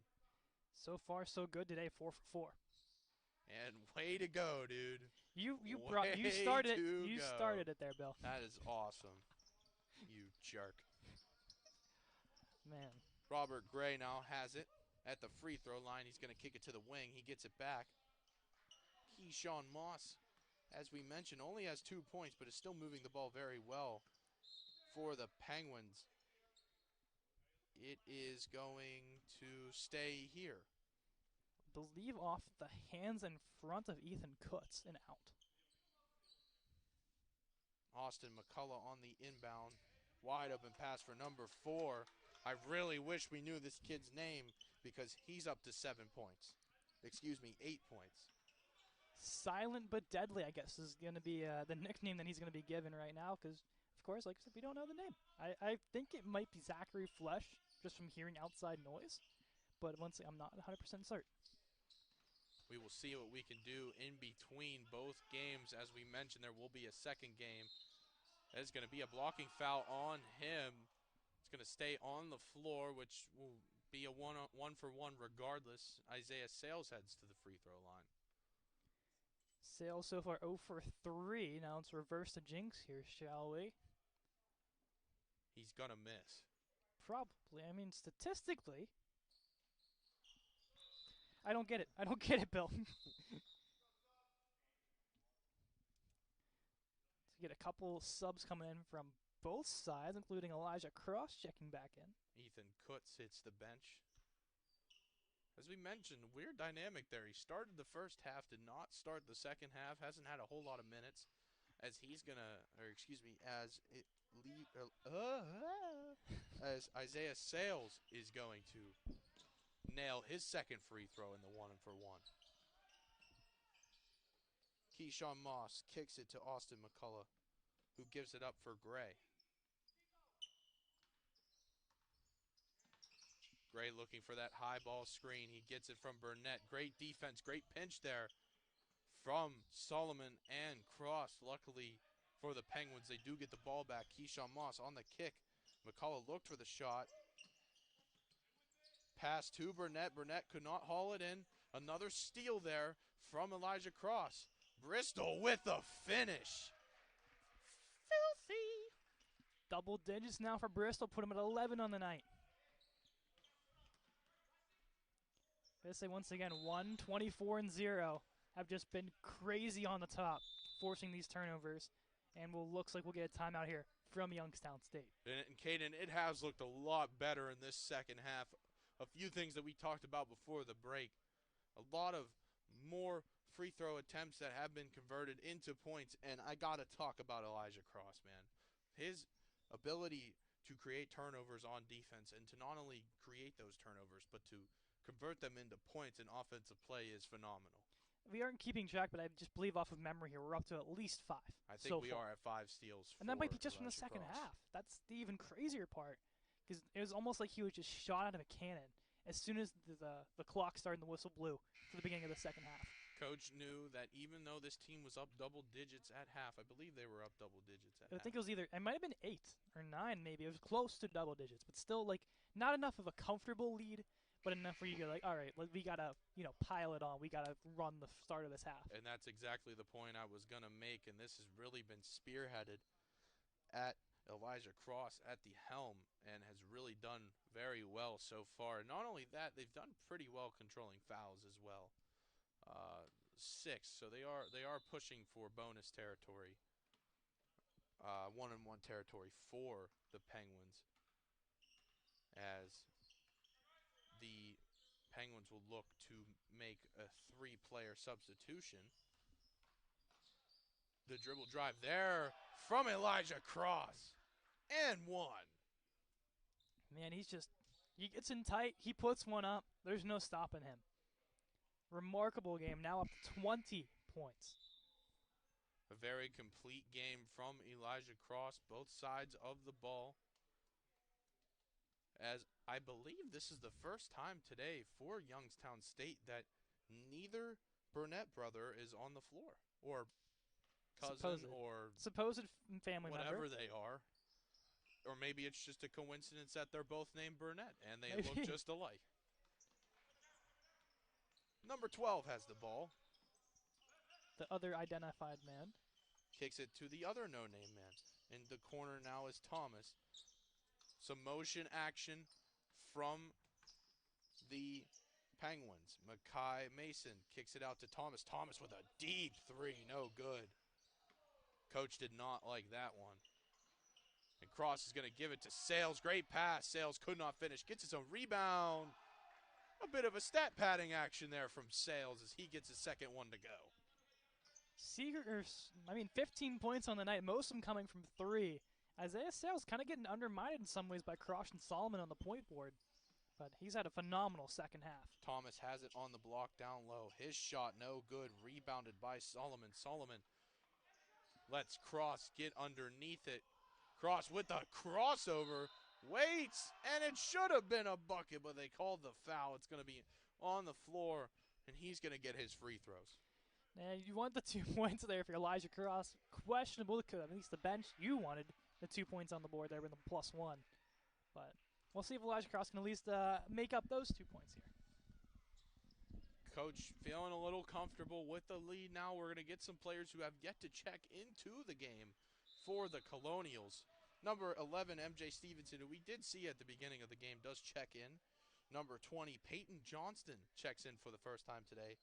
And number 9, oh, Caden, please help me. It's been a while. Ephraim Lusongo, I believe. Ephraim Lusongo checks in for the first time today. First time on the season as well, I believe. Cross, no good with the second free throw attempt. The shooters are now going to check in. It's like Levi Gray coming back into the game here as well. I'm not sure if he was still on the court. Cross gets another shot here. An infraction might have been opposed. I'm not 100% sure. But you are correct. Elijah Cross gets another free throw attempt, and it is good. Now the substitutions are made. Number 33, Todd Harrison checks in for the first time today. Another new face.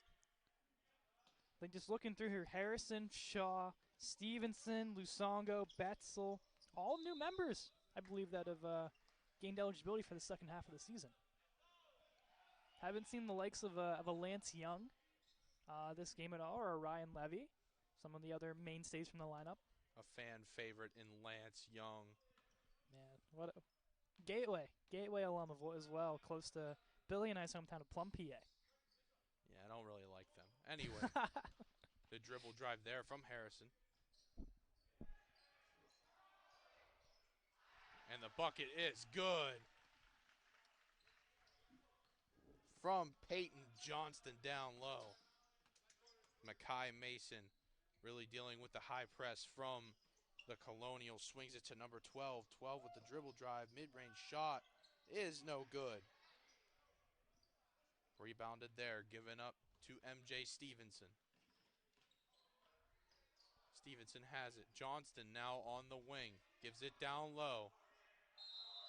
And they're going to get him for a travel. Oh, man.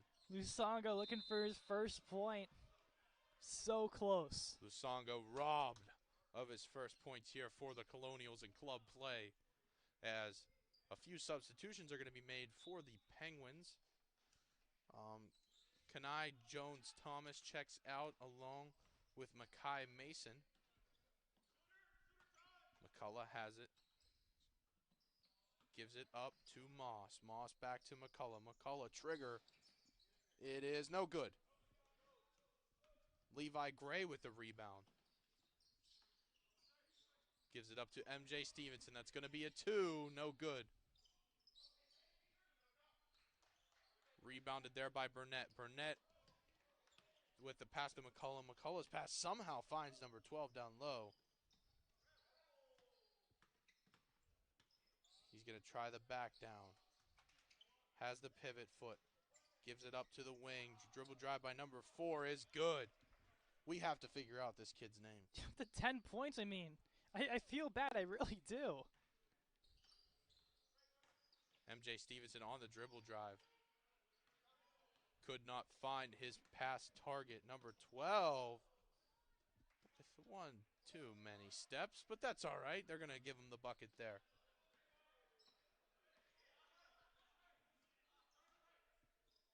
Levi Gray with a shot attempt. No good. And just like that, we are already down to 2 minutes left to go in this second half. Not a whole lot of fouls, a lot of clean play. So the clock has been moving. That is going to be on Todd Harrison,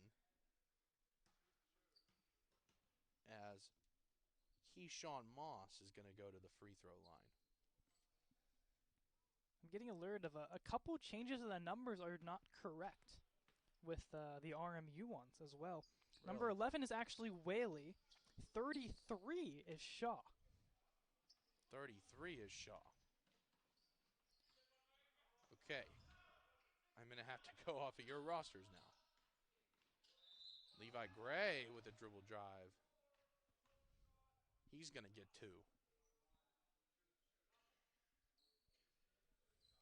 At least this is all subjective. I'm going to have to ask Coach Taylor Williams at the end here, because I'm seeing different names on the jerseys.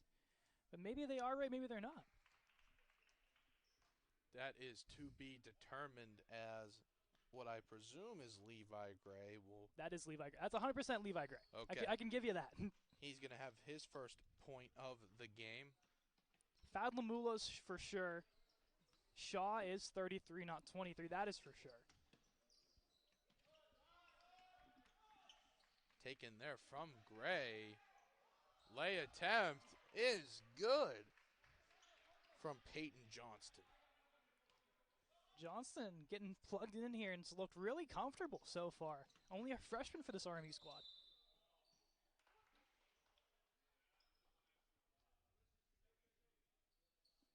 And that's going to be a travel called on number 12. Just a minute 20 left to go here in this second half. Robert Morris up 68 to 46. A much better second half from this Robert Morris squad. MJ Stevenson for the long 2, no good. As, Keyshawn Moss now has it. 11's the one in question. I'm not sure if it's Stevenson. It might be Whaley. I'm not sure. McCullough, trigger, no good. Number 11, for the sake of the conversation. Might be Heaton? Kicks it. And a great move there. Should have been called a foul. No good. Rebounded Down low on the floor. Foul is going to be on Austin McCullough, I believe. Clock was running for the meantime. They will stop at 33.2. Kind of just giving a little bit of a lifeline to the Penguin squad here. But 33 Shaw at the line.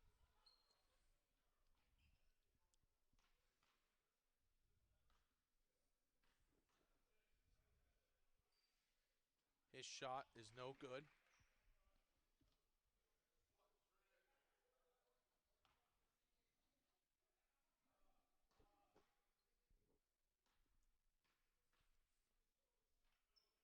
Second shot is good.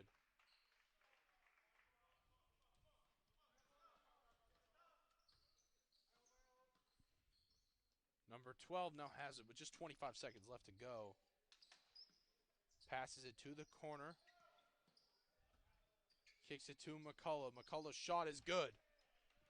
Ethan McCullough with 11, correct, Caden? Yeah, 11 points now gets him across double digits for debatably the best player on the court here for the Penguins. And we are going to dribble it out here. And that is the end of the first game in our doubleheader. Robert Morris takes it by 20. 69-49 is the final score. Caden, much better second half from the Robert Morris squad. I thought rebounding, free throw shooting, all of the above, everything was checked off in that department. Yeah, much more sound game from Coach Williams' squad there. I think it was around 40-ish points put up in the second half. A lot of it thanks to star players. Elijah Cross finishing the game with 22, Isaiah Sales with 15, Dave Solomon with 11. I mean, you couldn't ask for maybe some better games out of your star players. We'll get supposedly 5 minutes of intermission, so it's going to be quick. Yeah, we will not be gone for very long until we start the second game of this doubleheader between Robert Morris and Youngstown State. We will see you in about 4 minutes or so.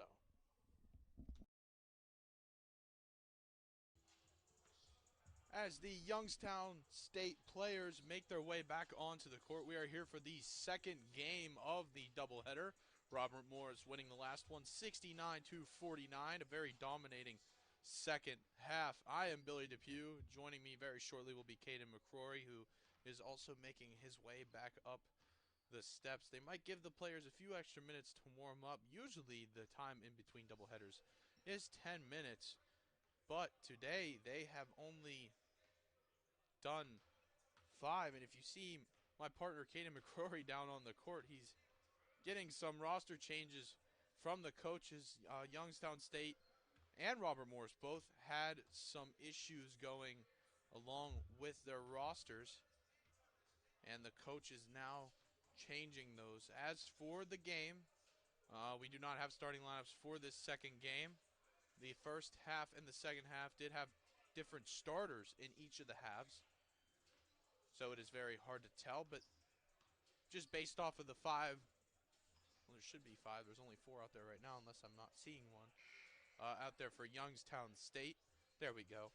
The 5 that is out there for Youngstown State involves Robert Gray, Makai Mason, Kenai Jones-Thomas, number 4, who we hopefully have a name for at this point, and number 32, Carter Burnett. Burnett and number 4, who once again we will get a name for, actually played a very big role down low. They rebounded very well and kind of did their thing down low, scoring as well. That's where Robert Morris had a very good second half, a much better half. They rebounded the ball much better. They shot free throws much better. They even went on an 0-for-7 drought starting that first half. The starting 5 for your Colonials looks to be the same as it was in the first half. Jaden Bristol is at the 1 alongside Isaiah Sales, Ethan Kutz, and of course Dave Solomon, who's had a really good season so far, along with Elijah Cross. Okay, so number 4 is Theodore Ovashka, or Ovaska. We're going to go along with that as we start the second half here in this double header. Makai Mason kicks it to Carter Burnett. Carter Burnett goes up and he's going to draw the foul. 2 free throws. That's going to be on, Where did my other roster go? It's going to be on Ethan Kutz. Excuse me, that wasn't a free throw. That wasn't a shot attempt. Burnett has the ball, high post. His shot no good, rebounded by Kutz.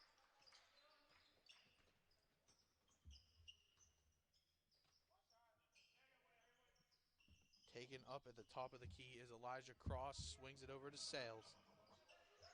Kutz in the corner. Kutz has it again. Shot up, no good. Bristol tried to tap it back to Kutz. And it is going to go the other way.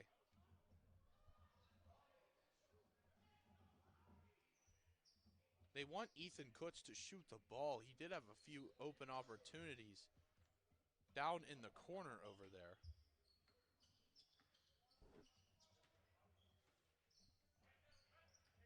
Number 22, Robert Gray, who was so-called the playmaker for this squad in the first half. Didn't put up a whole lot of points, but did move the ball very well. Almost felt like most of the possessions were the ball was in his hands. There's going to be a foul on Robert Morris. Robert Gray is going to go to the free throw line, looking to tally first points for both teams in this game. Shot up is good. The Penguins strike first. Number 23, C.J. Shaw is going. Nope, that is not C.J. Shaw. As we are still trying to get rosters right. Both free throws good. Bristol wants a screen. He's going to make the dribble drive, and they called a foul.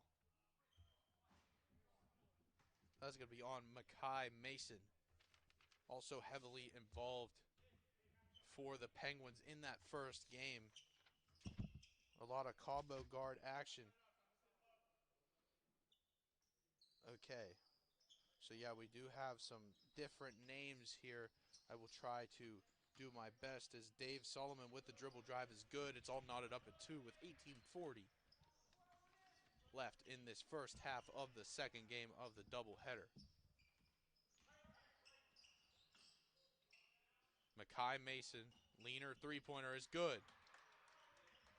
And he does a little stare down, and they got a little bit of a reaction from that. Was the Robert Morris bench. Makai Mason's three-pointer was good. Crosses pass over in the corner, back, nope, no good. Not really sure what happened there. Ovaska got it, though, with the steal.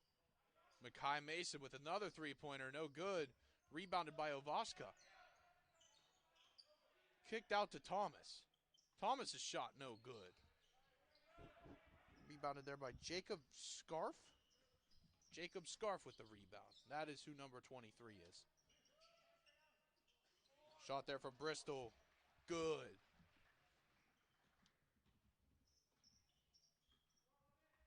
RMU trailing by 1. Robert Gray guarded by Elijah Cross, who has had a really good defensive showing so far. And Thomas's fadeaway shot is good.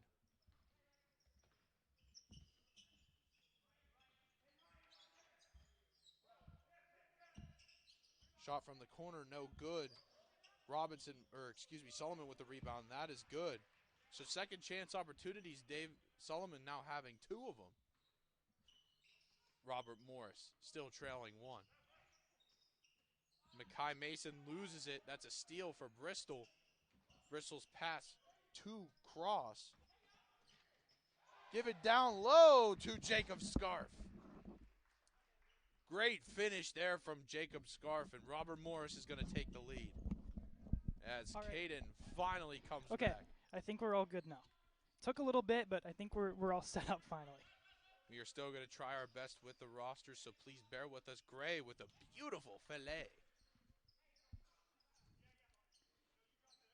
Bristol now has it.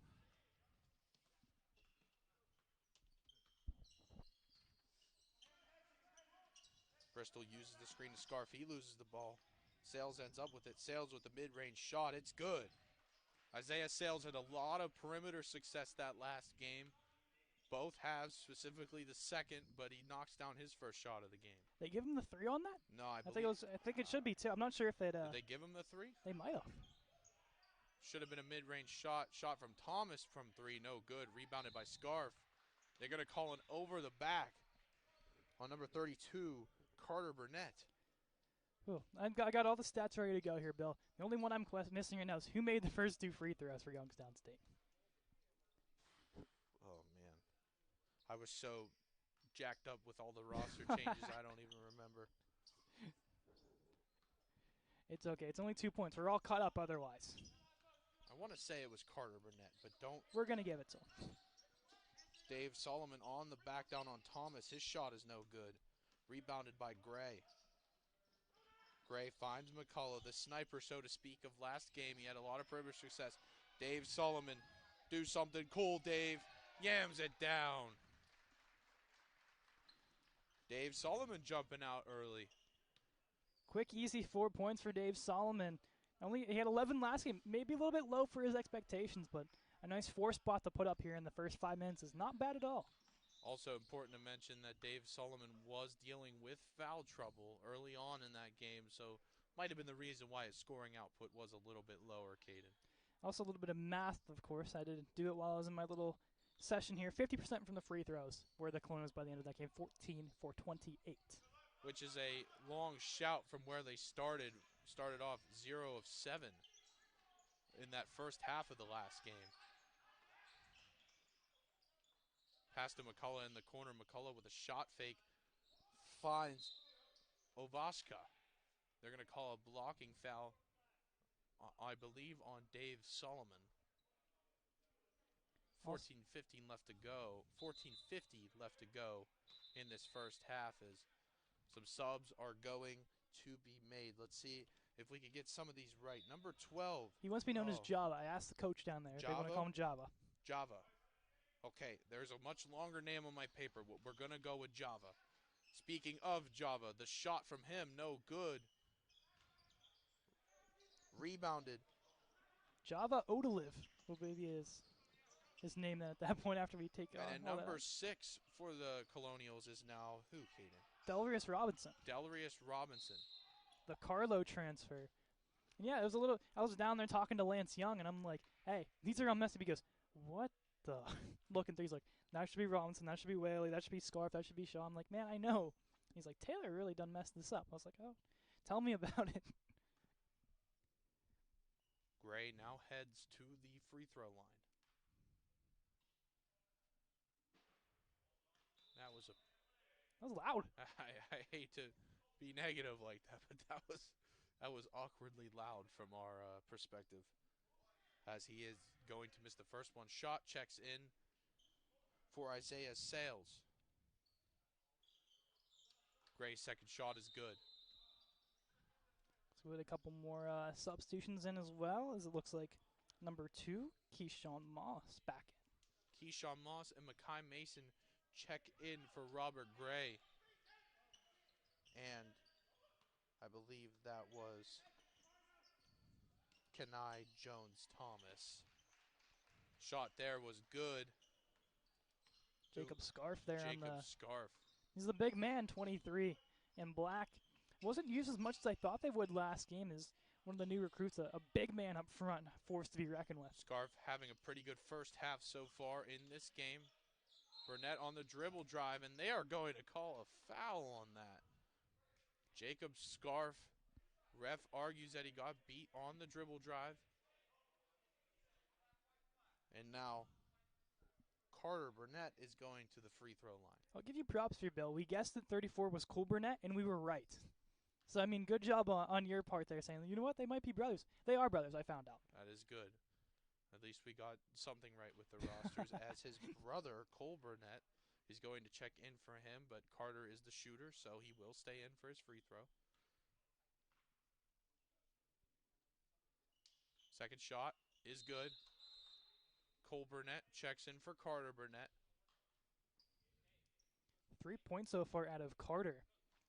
Last game, only putting up 5, so almost matching his game totals. But I mentioned to the broadcast before you came up here, him along with I believe it was Theodore Ovashka, really did well down low for the majority of that game as Delorius Robinson shot no good.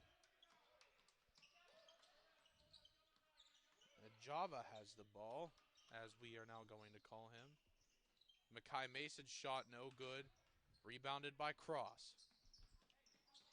Cross's eyes were up court, but he is going to keep the ball for himself, guarded by Keyshawn Moss. Good defense there from Keyshawn Moss. Very good job, Cross. Now, Elijah Cross is not an easy man to match up with, and he did a very good job there as Keyshawn Moss. Great pass, could not get it to go. He gets his own rebound, and it's good. Jacob Scarf having a pretty good first half so far with 6 points. Very quiet. As I mentioned, him and Dell Robinson were the two guys that were, I think, mainstays on that starting lineup last semester. And it seems like they're more going to be used in the second game than they were in the first. Some subs are going to be made for the Penguins as Burnett swap. the Burnett swap. And Keyshawn Moss along with Java check out. It's like Robert Gray in. Robert Gray, Kenai Jones-Thomas as well checking back in.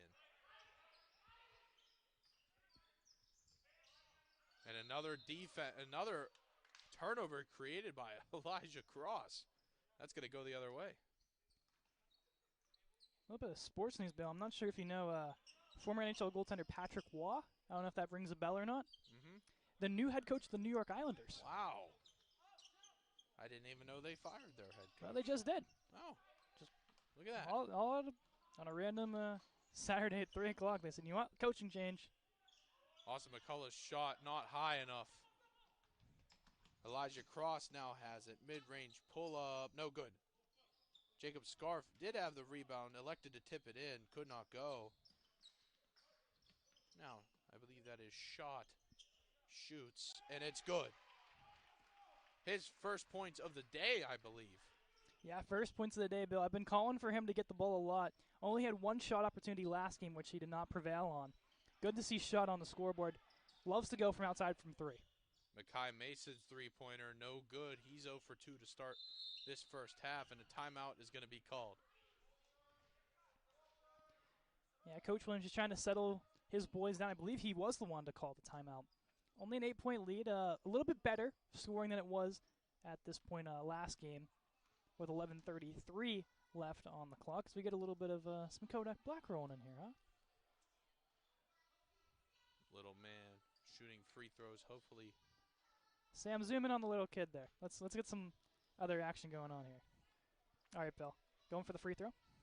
Oh, he's going to go for 3. I'll give you $8 if he nails this. $8?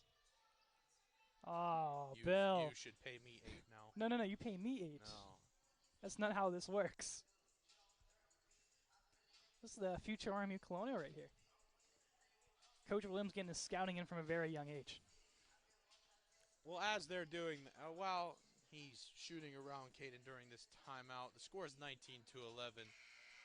About the same margin as the last game when we first started. Yeah, just about. I think it was a little bit further into the game where that point was. But I'd say offensively, both teams have been rolling a lot better in this first half compared to last game's first half. Lineups do stay the same for both sides. Colton shot inbounds the ball to Elijah Cross. Cross off the screen from Scarf. Scarf with the ball down low. Great defense there from McCullough. Rebounded by Scarf and is good. Scarf now up to 8 points in this affair. Quietly leading the team so far in this game. A lot of it coming off second shot opportunities, which this team was lacking a whole lot in the first game.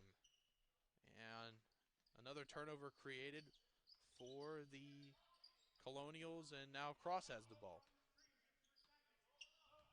Guarded by Robert Gray, the screen from Scarf. Kicks it to the corner. Shot there, no good from Dave Solomon.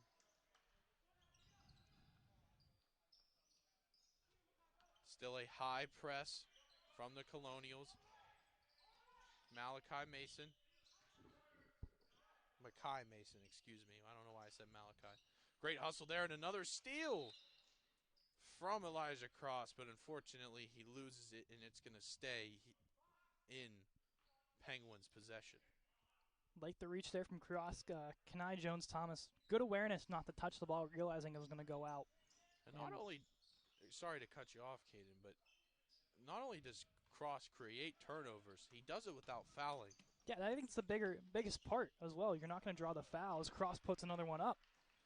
I mean, you have a guy that's offensively, I'd say, gifted. Now, focusing more on his defensive game, he's gotten so much better than where he was at this point last season. The turnover margin does indeed win games. And Cross provides a very big boost in that department. Gray has the ball. Great move in the mid-range. Dribble drive is good. Robert Gray with a beautiful finish.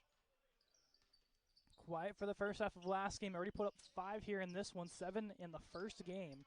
So Grace really starting to quietly heat up for the Penguins. Shot, feeds Scarf, and Scarf with another bucket. He's up to double digits now with 9:40 left to go in the first half. The big man up front, Jacob Scarf, man. What a day already so far. Him, it's only 10 minutes into this first half.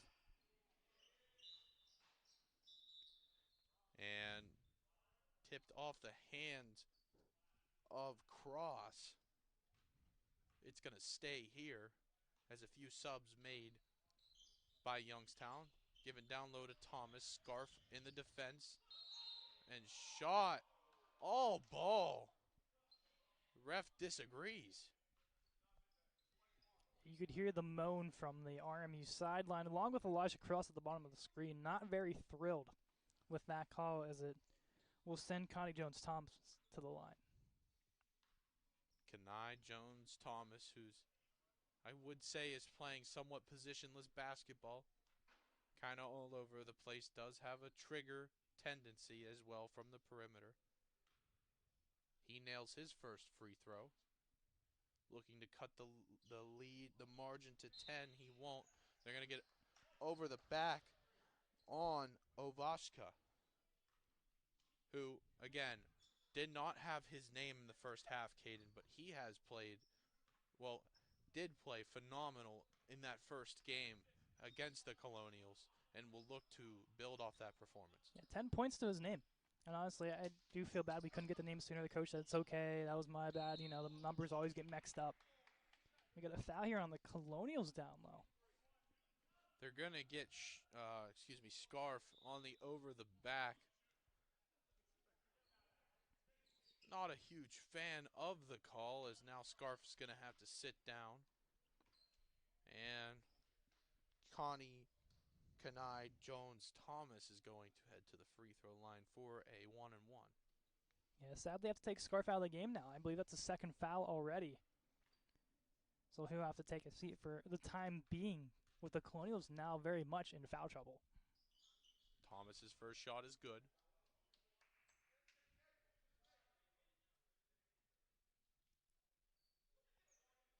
Two for 3 so far from the free throw line is Thomas.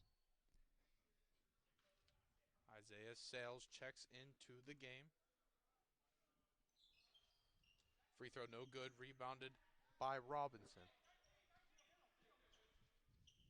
Bristol checks back into the game for Robert Morris, Shot there no good. McCullough with the rebound, he gives it to Mackay Mason. Played more of a combo guard role, especially when Robert Gray is on the floor. Finds Thomas for the roll. Thomas loses it. He gets it back. Blocked by Dave Solomon. Cross now has it. Elijah Cross gives it to Sales. Sales shot. Good. Elijah Sales with the three-pointer. He's up to 5. Or is Isaiah Sales, Nice work from Sales from out wide. We saw it last game, very good from outside, especially in that second half. And a huge three here for the Colonials to expand the lead to 13. Shot there from Keyshawn Moss, no good. Bristol crosses shot, no good. Rebounded by Bristol. Bristol passes down low, and it's going to go the other way. Bristol does what he does best, try to just drive the lane, get in front of the basket. Ends up getting a whistle. And a Penguins ball. Here's a couple of subs hopping on. Or now we're going to get a timeout here from Youngstown State. Are going to get a timeout from Youngstown State. They are starting to pick it up a little bit offensively. You can see the ball is moving in their favor. Robert Morris still up 13. Caden, what do they have to do to maintain that lead? I think the biggest thing right now is to stay A, out of foul trouble, and B, just lock down defensively. The scoring is coming in its wavelengths here and there. It's not necessarily the main focus, I think, right now. Mainly just don't allow them to go to the free throw line. Don't allow them to have this much time and space to come back into this game. They're notorious, the Colonials are, in these second games to have a nice little lead and then slowly let the team creep in, then go back up again, and then all of a sudden, bang, it's a tie game. So the biggest thing is just you got to lock down defensively. I would also say, to add to that, the big men need to continue to play very well, as Jacob Scarf was on the bench that last few possessions. But before that, he had 10 points and a few other stats added to his name there. As you mentioned earlier on, we did not see a lot of him or any at all really in that first game, but he really has been a feature guy in this first half of the second game of the doubleheader. I want to see more out of Ethan Kutz as well. Another big guy up front. Maybe that was the switch. Maybe Kutz was going to get a full game, and then Scarf was going to get a full game just to kind of see what they have between their two big men. But if Kutz does get back on the court, I want to see a lot more offense out of him. Levi Gray, who played more of a defensive role that last game, does check in for the Colonials. Isaiah Sales with the steal, but Bristol picks it up. Bristol with the dribble drive, no good. Dave Solomon gets about his own rebound 3 times, but does end up with it. Levi Gray with a shot, no good. Bristol can't control it. It goes the other way. I don't mind what Solomon did there. You couldn't control it. You go back with it. Reset. There's no shot clock. You can take your time and find the perfect play. Good attempt there by Levi Gray, just not enough on it. But I like the possession from the Colonials. It wasn't risky basketball. It was smart basketball. Robert Gray working on Levi Gray. His shot no good. Solomon with the rebound. Dave Solomon.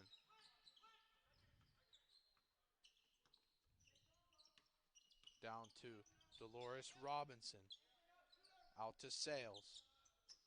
Sales working the mid-range shot. It is no good.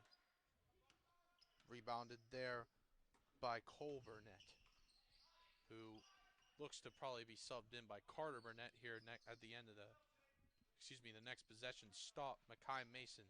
But do you have the script or something, Billy? They've been subbing each other in and out, Caden. I figured that was pretty logical there. Hustle there. Great hustle by Bristol. Bristol kicks it to Gray. Gray with the shot fake. Great shot fake. Just could not finish. Bristol kicks it to Sales. Good! Sales has been very good from that three-point line today. 8 points from him so far in this first half. Just keep getting into the hot hand. That's all I can really say offensively if you're the Colonials. Isaiah Sales has just been money. And I got to say as well for the Penguins, he was wide open. There was no coverage whatsoever near Isaiah Sales. And I was correct.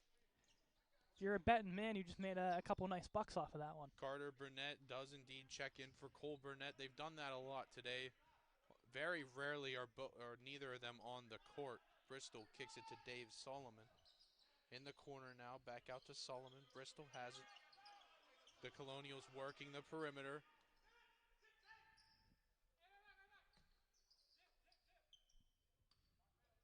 Bristol with control. Gives it back to Sales. Back out to Bristol. Gray with it in the perimeter. Still on the perimeter. Great control. Bristol with the shot there. No good. Too much air on that shot attempt. Not a bad look, though. Colonials up by 16. You can kind of play that game, where you can try some maybe more challenging shots, I should say. Not only challenging, Caden, but, it's almost like running chew clock in Madden almost, you know? I was Like kind of thinking in the back of my head. It's more like exactly chew clock. like no, there's still a lot of time, and that really wouldn't factor a whole lot. But Dolores Robinson with a slam. How do you do? Great slam there by Dolores Robinson. And that is going to extend this Colonials lead. Happy to see Dell Robinson on the scoreboard here finally. 4 points on this game. Had only 2 last game, so Dell Robinson, a nice little factored piece in this Colonial lineup. Tough shot there from McCullough is good. That was only his first points of the game, surprisingly, Billy.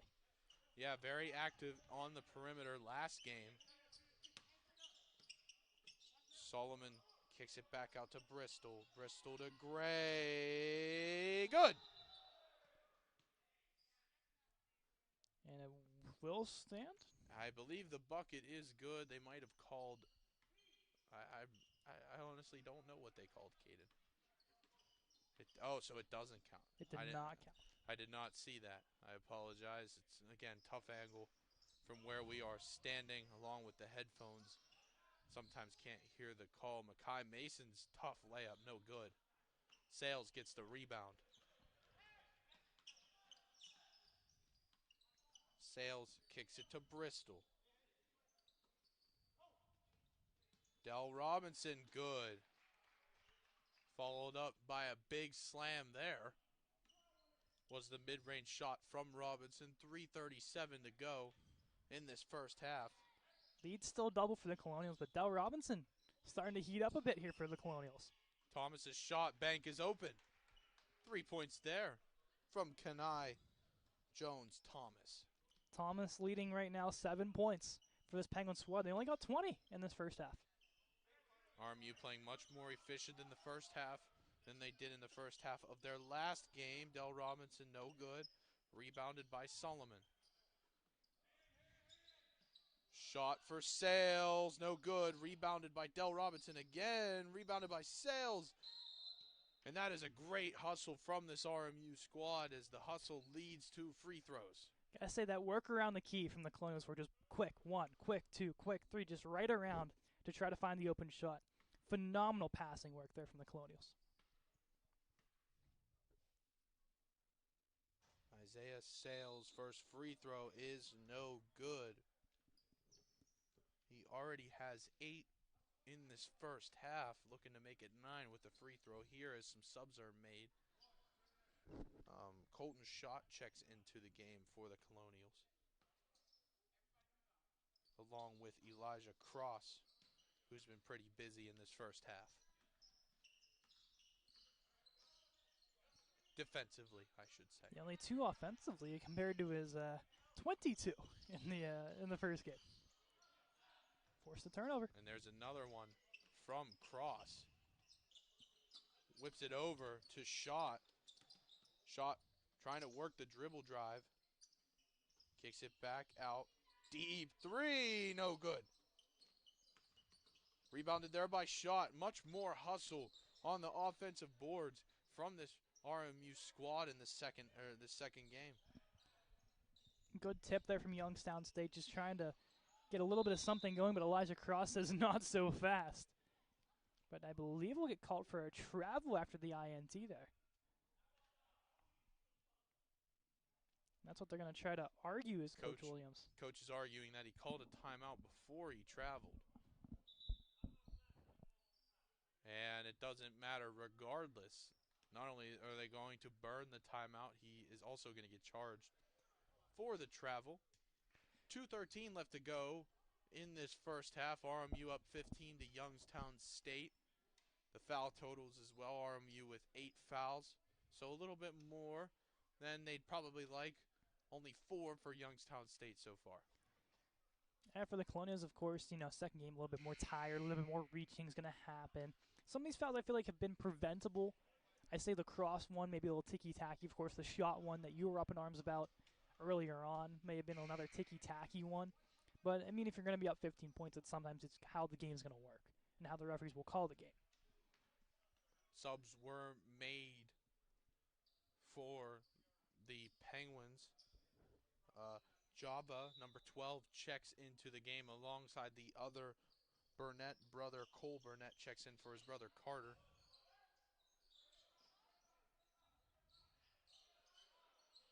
And Zava finds some room underneath, can't get it to go. Elijah Cross now has it. Cross kicks it to the corner. Shot there from Shot is good. Shot now with 5 on the day, excuse me, 6. 2 threes to his name for number 21 in black. Colton Schott finally starting to heat up.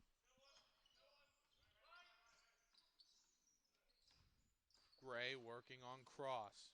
Gray gonna go for the lay, no good. A little bit of rhyming there from Bill. Sales kicks it to the corner for Shot. Shot with another lay, no good. Believe they're going to get him on the floor. It looks to be on the floor, and now it's gonna not. Don't believe.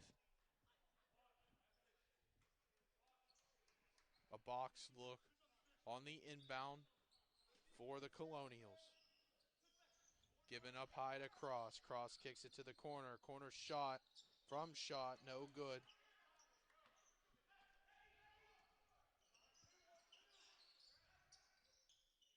Java gives it to Makai Mason. Dave Solomon gets called on what I presume is a blocking foul. It looked to be the blocking foul from the motion of the referees here. So Solomon, I believe that might be his third. So definitely something to keep an eye on here in this last buck 8 in this first half. 1 of 1 still for the Penguins. Makai Mason's shot is good. Subs to be made. Austin McCullough and once again the Burnett brothers. Carter Burnett checks back into the game for Cole. Youngstown's coach does not want both of them on the court. I want to see both on the court. Makai Mason, shortly after the free throws, puts up a three-pointer attempt, no good. Shot on the dribble drive, gets ripped by Makai Mason, up for the lay, and oh my goodness. And they're gonna call, I believe, not goaltending, but an infraction on Elijah Cross for trying to gateway off the net or to get not. up there. Shot, gives it up to Cross. 43 seconds left to go. Cross with the tough buck. And MJ Stevenson looking to check back into the game. We will see 30 seconds left to go here in this first half of play. RMU up 40-23. McCullough guarded by Cross. Gives it up to the corner for Burnett. Burnett goes up, no good. Dell Robinson on the dribble drive, no good. Rebounded by Mason. 8 seconds left to go. Mason gives it up down low. Blocked by Sales. Sales for the full court attempt, and no good. Just a little short on that one. Just a little short, but what isn't short is RMU's success thus far. 40-23 in the first half. Caden, much better first half from the Colonials. What changed, Caden? What changed? I think the biggest thing is, you know, the offense. I don't know, the 3-point shots. I said at the end of the first half, I want to see more 3-point attempts, and they've started to do that. And off the likes of guys of Isaiah Sales and Colton Schott, guys who, you know, aren't necessarily the top of the line scorers for this ball club, are starting to really start to heat up. And I think that's really helped their team a lot. You don't have to rely as much on a guy like number 1 Cross or 24 Solomon to drive everything for this team. Jacob Scarf also with 10 points, who once again another unorthodox scorer who isn't really known for scoring for this Colonial squad. Hasn't really played, didn't really have a whole lot of minutes in that first half, but started off super hot. And obviously we'll get some more playing time here in the second half. Folks, we'll be back in about 2 minutes. RMU up 40-23. We are back for the second half of this club men's basketball game. I am Billy Depew. Joining me is Caden McCrory. RMU up 40 to 23 with a comfortable lead, so expect to see some different players, as Coach did in the last game as well, some different substitutions. We start with a dribble drive from Bristol. Out is Elijah Cross on the mid-range shot, no good, rebounded by Scarf.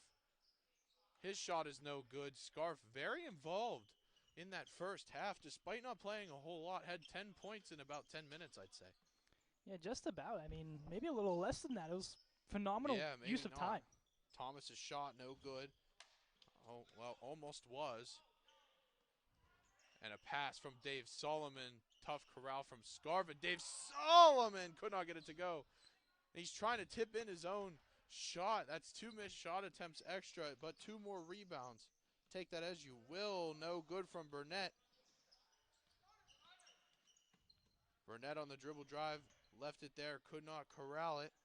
It's almost like in the first half of the first game. It just seems like everyone just cannot handle this ball. Austin McCullough's shot is no good. Dave Solomon, with a jump shot and doesn't hit anything.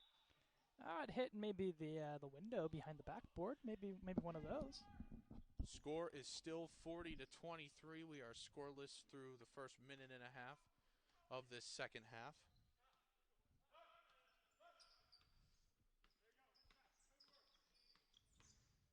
Robert Gray with a dribble drive blocked by Solomon, kept alive by Scarf. Bristol going to draw the blocking foul. It's going to be called on Makai Mason. First foul of the half for both teams. Yeah, anytime you can have Jaden Bristol drive the lane like that and force the foul you're going to, and especially early on into the half to start getting Youngstown State's fouls up, especially for the later game when you never know what could happen. Elijah Cross a little quieter than expected last half compared to the first game, but still provides a big defensive boost for this Colonial squad. Thomas wants the dribble drive. He doesn't get it. Rebounded there by Carter Burnett, and his shot attempt followed by the rebound will go. 5 points for Carter Burnett. Looking a little bit more solid in the second half already. Floater gang from Cross, no good. Pass fake from Gray is good. That's a 4-point stretch started off here by the Penguins. Dave Solomon looking to get something started, gives it to Elijah Cross. Scarf in the high post, down low to Isaiah Sales. Gives it to Scarf, and Scarf! And he does the little muffin top celebration with it as well. Back on the court, back on the score sheet. Jacob Scarf, 12 points on the day. Wow, what a remarkable start to his game here. Thomas's shot, no good, goes over the backboard.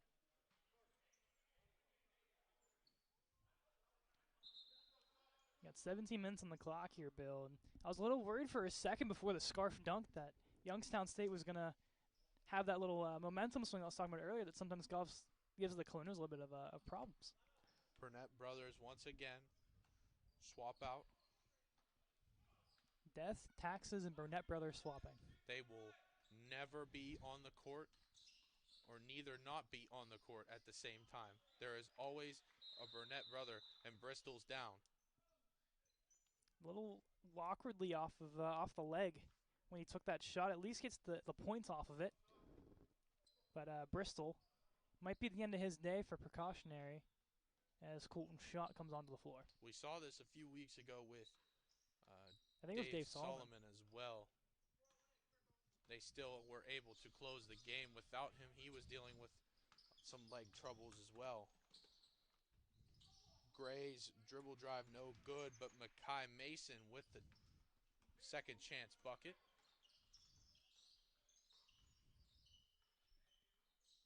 Shot there from Cross is good.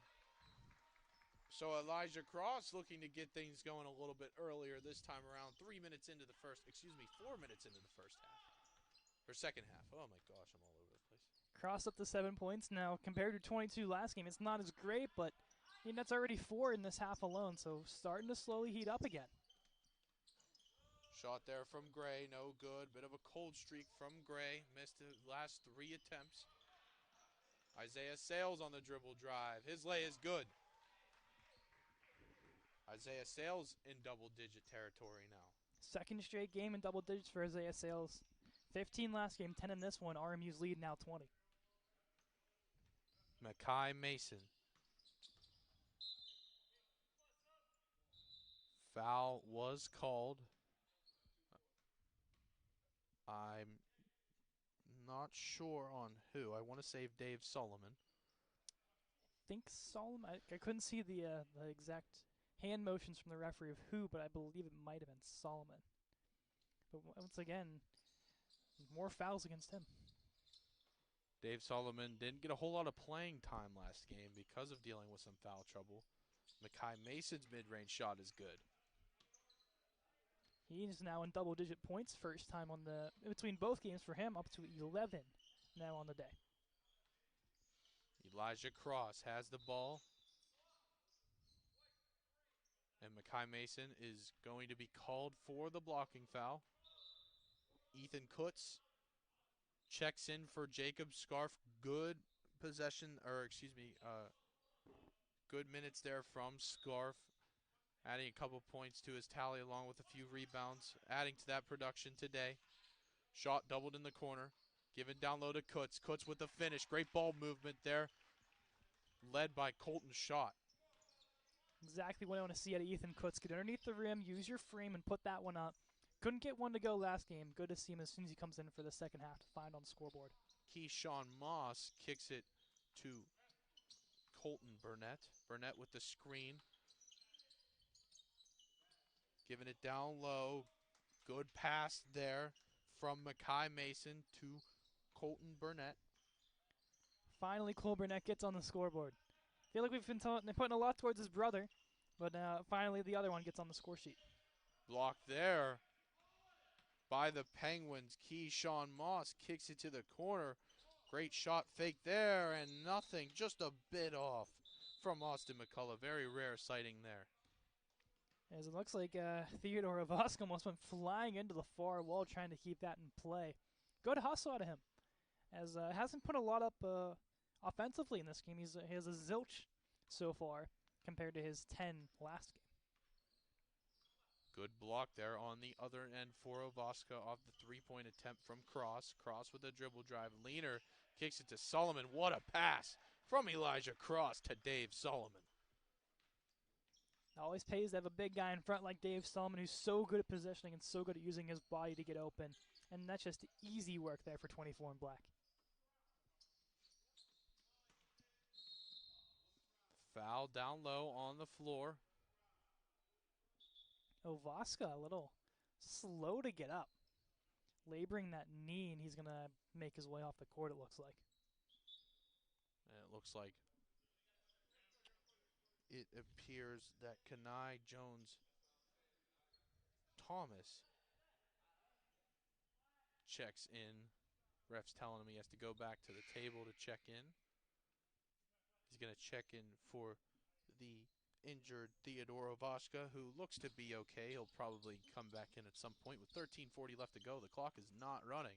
There we go. By a couple seconds there, why not?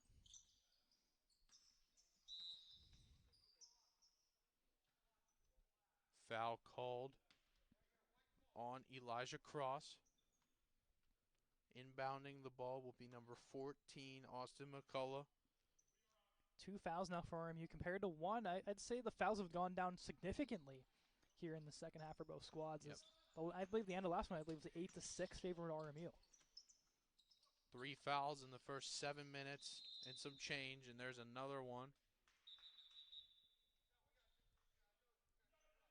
It'll be on Youngstown State, it looks like. And I am not sure.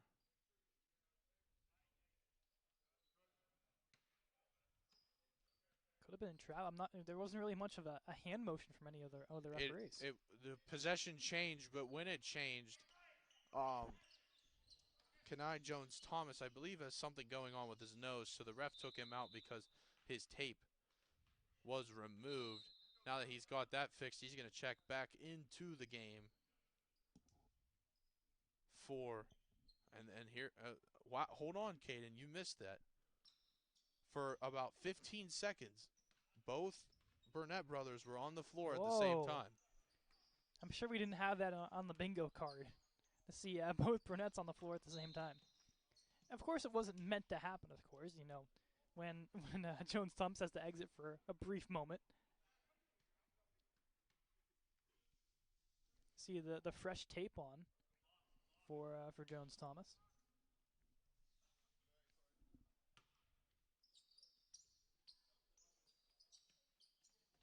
Inbounded to the corner to Thomas. Given to Gray.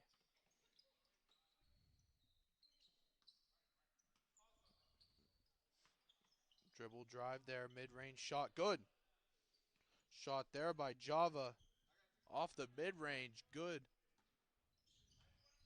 Elijah Cross now working on Robert Gray. They're going to call a travel or a charge. I want to say travel, as Elijah Cross is not going to check out of the game. Instead, Colton Schott is, along with Isaiah Sales. For Java, though, he got his first points on the day in total, which is good to see. Of course, we get his name. Now we can finally respectfully say that, you know, he has a point to his name between both games. Corner shot there is good from Austin McCullough.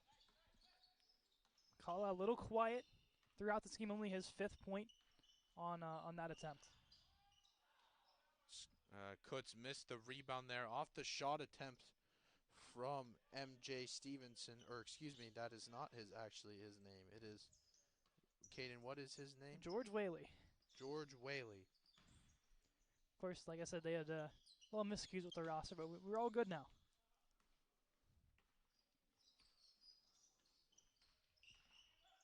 Mid-range attempt there, no good for Elijah Cross. RMU offense starting to stutter. Still have a 15-point lead, and we're just approaching the halfway mark, but you know, playing a little dangerous game with the offense, kind of going in neutral. Robert Gray finds Thomas. Thomas kicks it to the corner. Another three there from Austin McCullough. And I gotta say, Caden, you just mentioned it. They're starting to slowly make a run here as the Penguins. Yeah, the Penguins, of course, unlike their NHL friends, are coming back in a ridiculous fashion right now against a juggernaut of a team like the Colonials. Cross the shot, no good. Kutz could not corral. Good hustle there from Whaley. Could not get it. Some more subs are to be made. Mackay Mason checks in to the game for Robert Gray.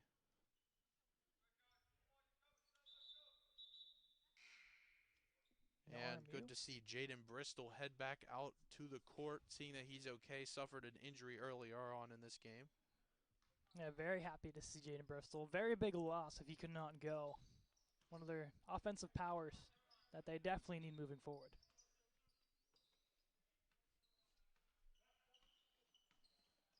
Java working up top. And Kaden, did you see what they called there? I think it might have been a reach-in. No, they had the ball. I believe it was a travel. Dave Solomon now has it with the mid-range shot. Good move from Dave Solomon. That is going to be 8 points to his name with 10 minutes left to go and some change here in the second half. They're going to get Bristol for a kickball violation as Robert Gray checks back in. Definitely see it as a little bit like a, I wouldn't say like a cheat in basketball if you throw it off the foot to try to get him for the kick. But it seems like it works probably 9 times out of 10 when you attempt to do that. Robert Gray off the screen of Burnett. Burnett now has the ball. They're going to call a foul on, I think Ethan Kutz. Little side note I saw in here, the far window, Theodore Vasquez went back to the Youngstown locker room. Not sure if it's injury related or equipment related or what it may be, but he is not on the bench and has made his way to the locker room. He did fall kind of funny earlier in this half. As right on cue, Caden, I believe he's walking back to the bench right now. Didn't take too long. Paul Pierce, maybe? Maybe. Little bathroom break. We're all good. Nothing wrong with that. Makai Mason has it. Gonna feed Thomas down low. Reverse layup, no good. Rebounded by Burnett, and that's good. Burnett with 7 now in the game, breaks his game totals from last one where he had 5. Carter Burnett kind of picking up the pace from some of his other teammates who have not been able to put up on the scores on the board. And they're gonna call a travel on Dave Solomon. Ref saying that he took 3 steps. Clock is winding, and I guess that could be one good thing here for the Colonials. As we approach 9 minutes to go, the lead only 12. At one point it was 20 plus. Robert Gray on the dribble drive tries to find Burnett. He could not. Bristol's going to draw the foul on the way there. Makai Mason tried reaching it there.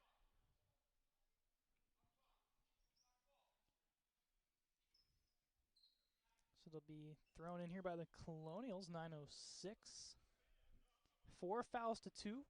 Robert Morris leading in that category in this game. Dave Solomon has the ball guarded by Thomas at the top of the key. Almost loses it, gets it back. Needs to be careful about that backcourt. He did actually take a step on that line. I'm surprised the ref didn't see that shot there. No good from Whaley.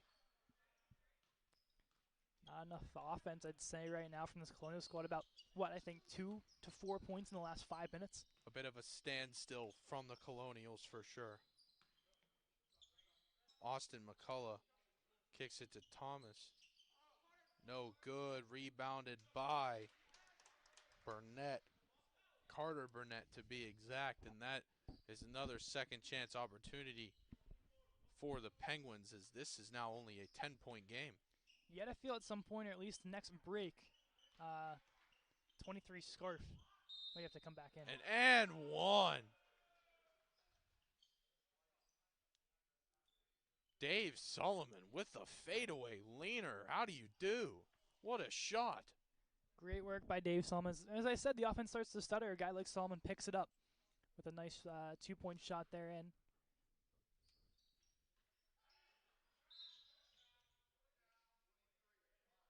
They got Scarf here for a foul.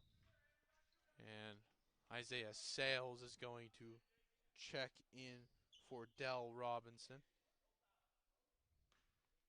So I wanted Scarf on the floor. Didn't realize he was on the floor. I thought it was Ethan Kutz from out. They look pretty similar. Yeah, I think Scarf may have a couple inches on him, but still play about the same way. Ball rotated up top. Thomas had it. Gave it up to Makai Mason. Mason on the cut. Dribble drive from, and another foul called. That'll go against Scarf. And that should probably be him off the court here. I believe it's 3rd foul in the second half. Did they call a tech? Someone ejected, I believe, because all I heard was he's done. So you gotta figure out what exactly they're gonna call here. I'm not sure if it was just between the banter or what happened on the side of the court here. So Scarf is out of here. Scarf got ejected, and from what I heard, it is going to be at least 3 free throw attempts, if I'm not wrong.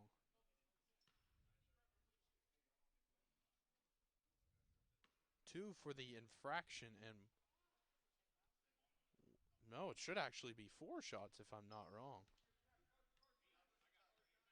So Burnett, Carter, excuse me, that is, went 2.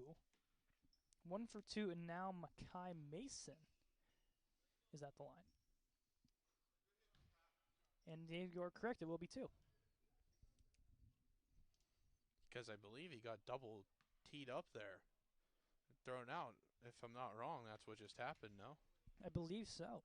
And every tee is worth a free throw. And we're going to get more. So now we're at 5.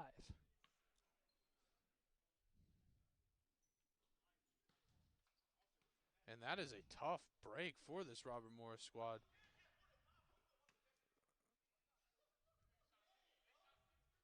And 6. So Makai Mason. How do you shoot 6 free throws in one possession? That's what I think Coach Williams is wondering. Is that a new rule? We were wondering about the double T, as you mentioned, Bill. I think 4 was the right number, but I'm not really sure with the other 2. And they get possession. Quite interesting. What the hell just happened? That is. I'm not sure. I don't. Maybe it was 4 for the double T, and then the original call was 2. That's my only assumption of how this would work. And there's a push foul. Are they gonna call it on cross? No, they're going to give them the charge, much needed. I was wondering if they're gonna call it on cross. I'm like, well, they really allowed Youngstown back in this game. Even without that, they still have, and it's only a 7-point game, 7 minutes left to go. Elijah Cross tries to give it to Dave Solomon. He does. Solomon cannot get it. Tries to feed it to Sales. Turnover there. Dribble drive from Robert Gray. And Whaley loses that ball. It's going to stay here. I heard Coach Williams wanting a travel. Maybe a third step was in there from Robert Gray. It kind of seemed like he was trying to avoid the contact coming back at Jaden Bristol. But regardless, it's a 5-point game, and this is the one thing I was concerned about with such a large lead going in the second half. Dave Solomon with a great spinorama there.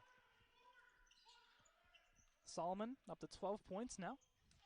Had 11 in the previous game, is one of the leading factors of this RMU offense. Robert Gray working on Whaley with the fadeaway shot. No good. Good steal there from Whaley. Take there, no good. Sales gets his own rebound, gets it to go. It's slow work, but it's good work here from this Colonials. Just take the twos, take the easy points.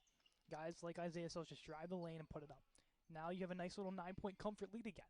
It's not great, but it's enough to, keep that distance from the Penguins.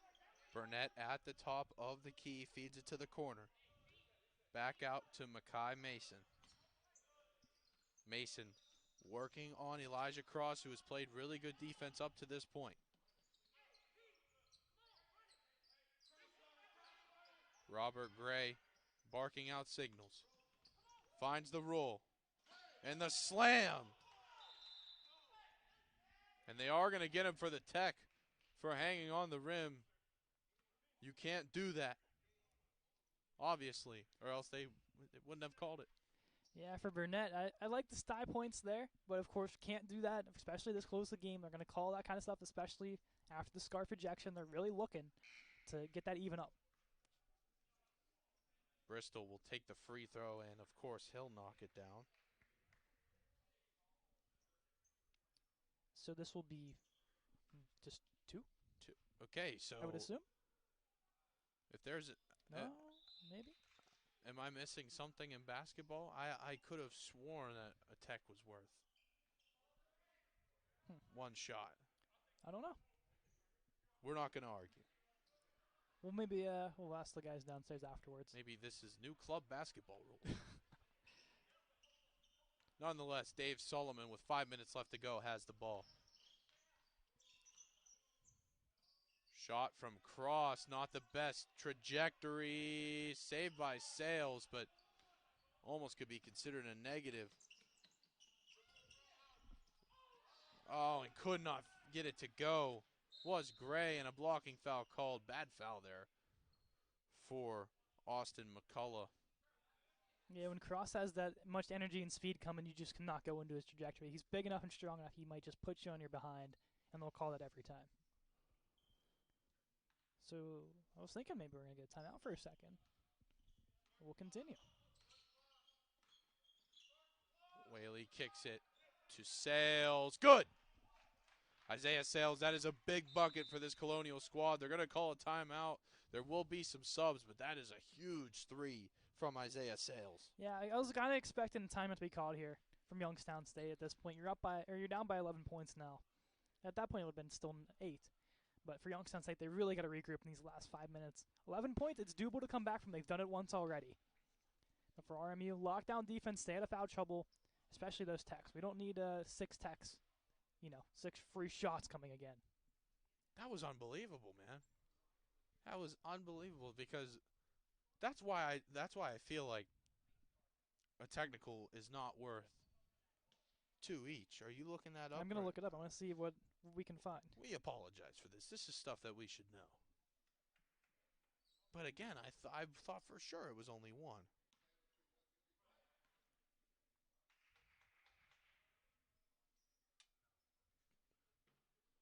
Oh well.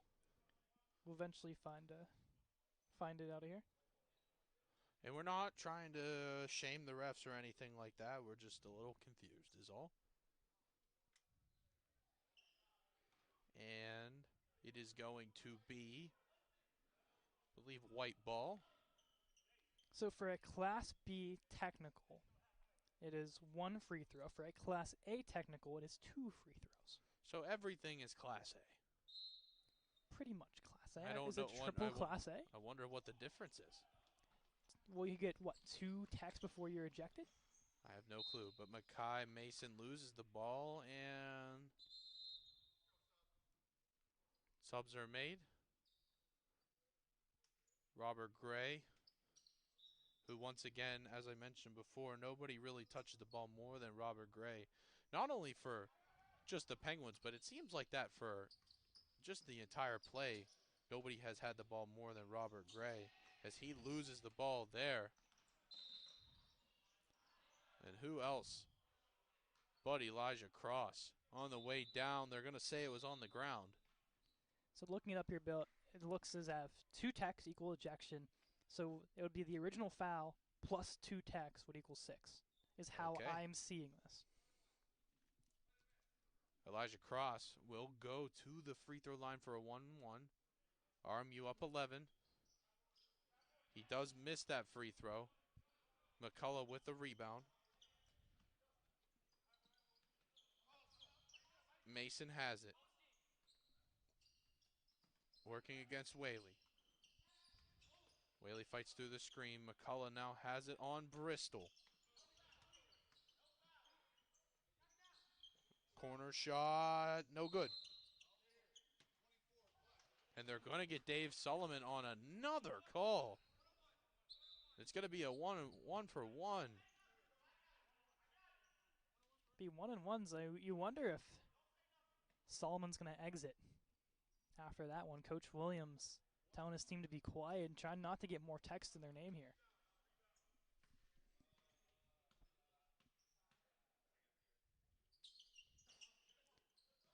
Shot no good. Shot no good. Thank you, Caden, for the call. I got a little bit distracted there. Bristol now with the ball. Working the screen from Solomon. Bristol on the dribble drive. No good. Wanted a call and are not going to get it. Seems to be going that way all day today.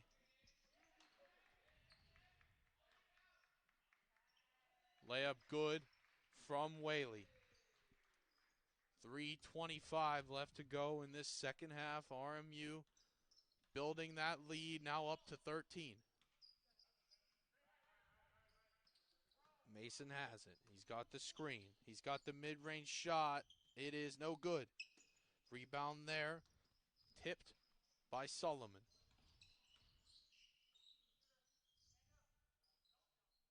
Whaley and the rest of the Colonial squad, they're going to presume to take their time here. No need to rush. As we mentioned before, there is a chew clock factor to all this. Yeah, you're up 13 points. There's no need to force. I mean, other than that, you got to force the foul. They stop the clock. That's on their own doing. You run up the score a little bit here. And Isaiah Sales, I believe that will be a shooting foul, so he will get 2 free throws here. Sales about 50% between both games so far. Has 15 points last game, 15 points this game. Now up to 16 for Sales as he knocks down the first one. Pretty consistent score for this RMU squad. Hovers around that 15-point mark pretty much every game. A lot of it coming way of the perimeter shot. His second free throw is good. Robert Morris up 15 now to Youngstown State.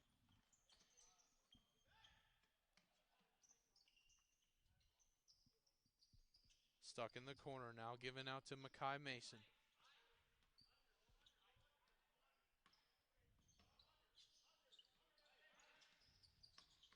Working the ball is Gray. Gray's shot no good, rebounded by Elijah Cross.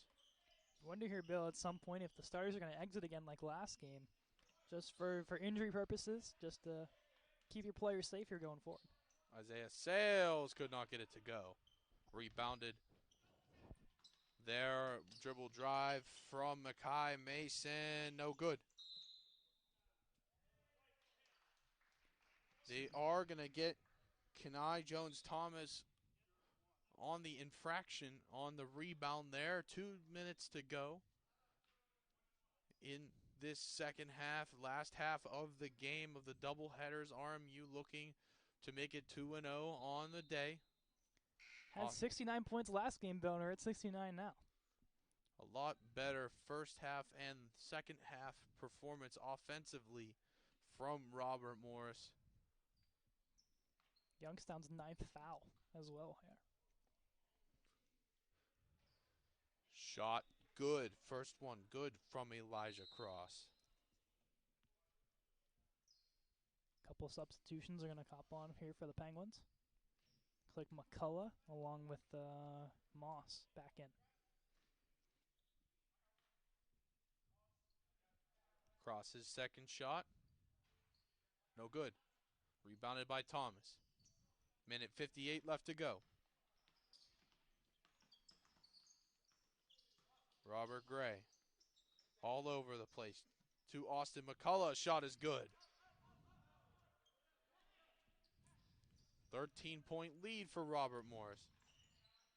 And an easy dribble drive lay for Elijah Cross.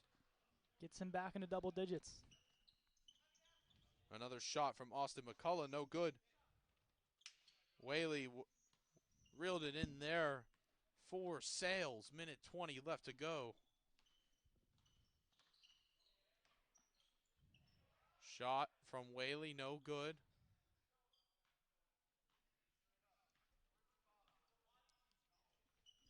Tossed up there for Moss. Gets rejected. Bristol with the three, no good. Isaiah Sales all ball. You could hear the smack off the palm of his hand on that one. Good rip there. Another one from Elijah Cross with the easy lay. You could hear the groans from the bench thinking he was going to dunk over him, and he was like, nah. And he has the ability to do that. We've seen it on display before. 30 seconds left to go. Bristol might be dribbling this one out. And rightfully so.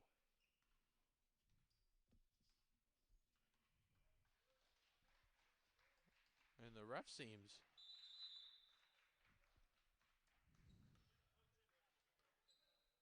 What? Did they call it? Did they call a timeout? Oh, no, they they said, you know what, screw the last 15 seconds of the game. We're just going to end it here.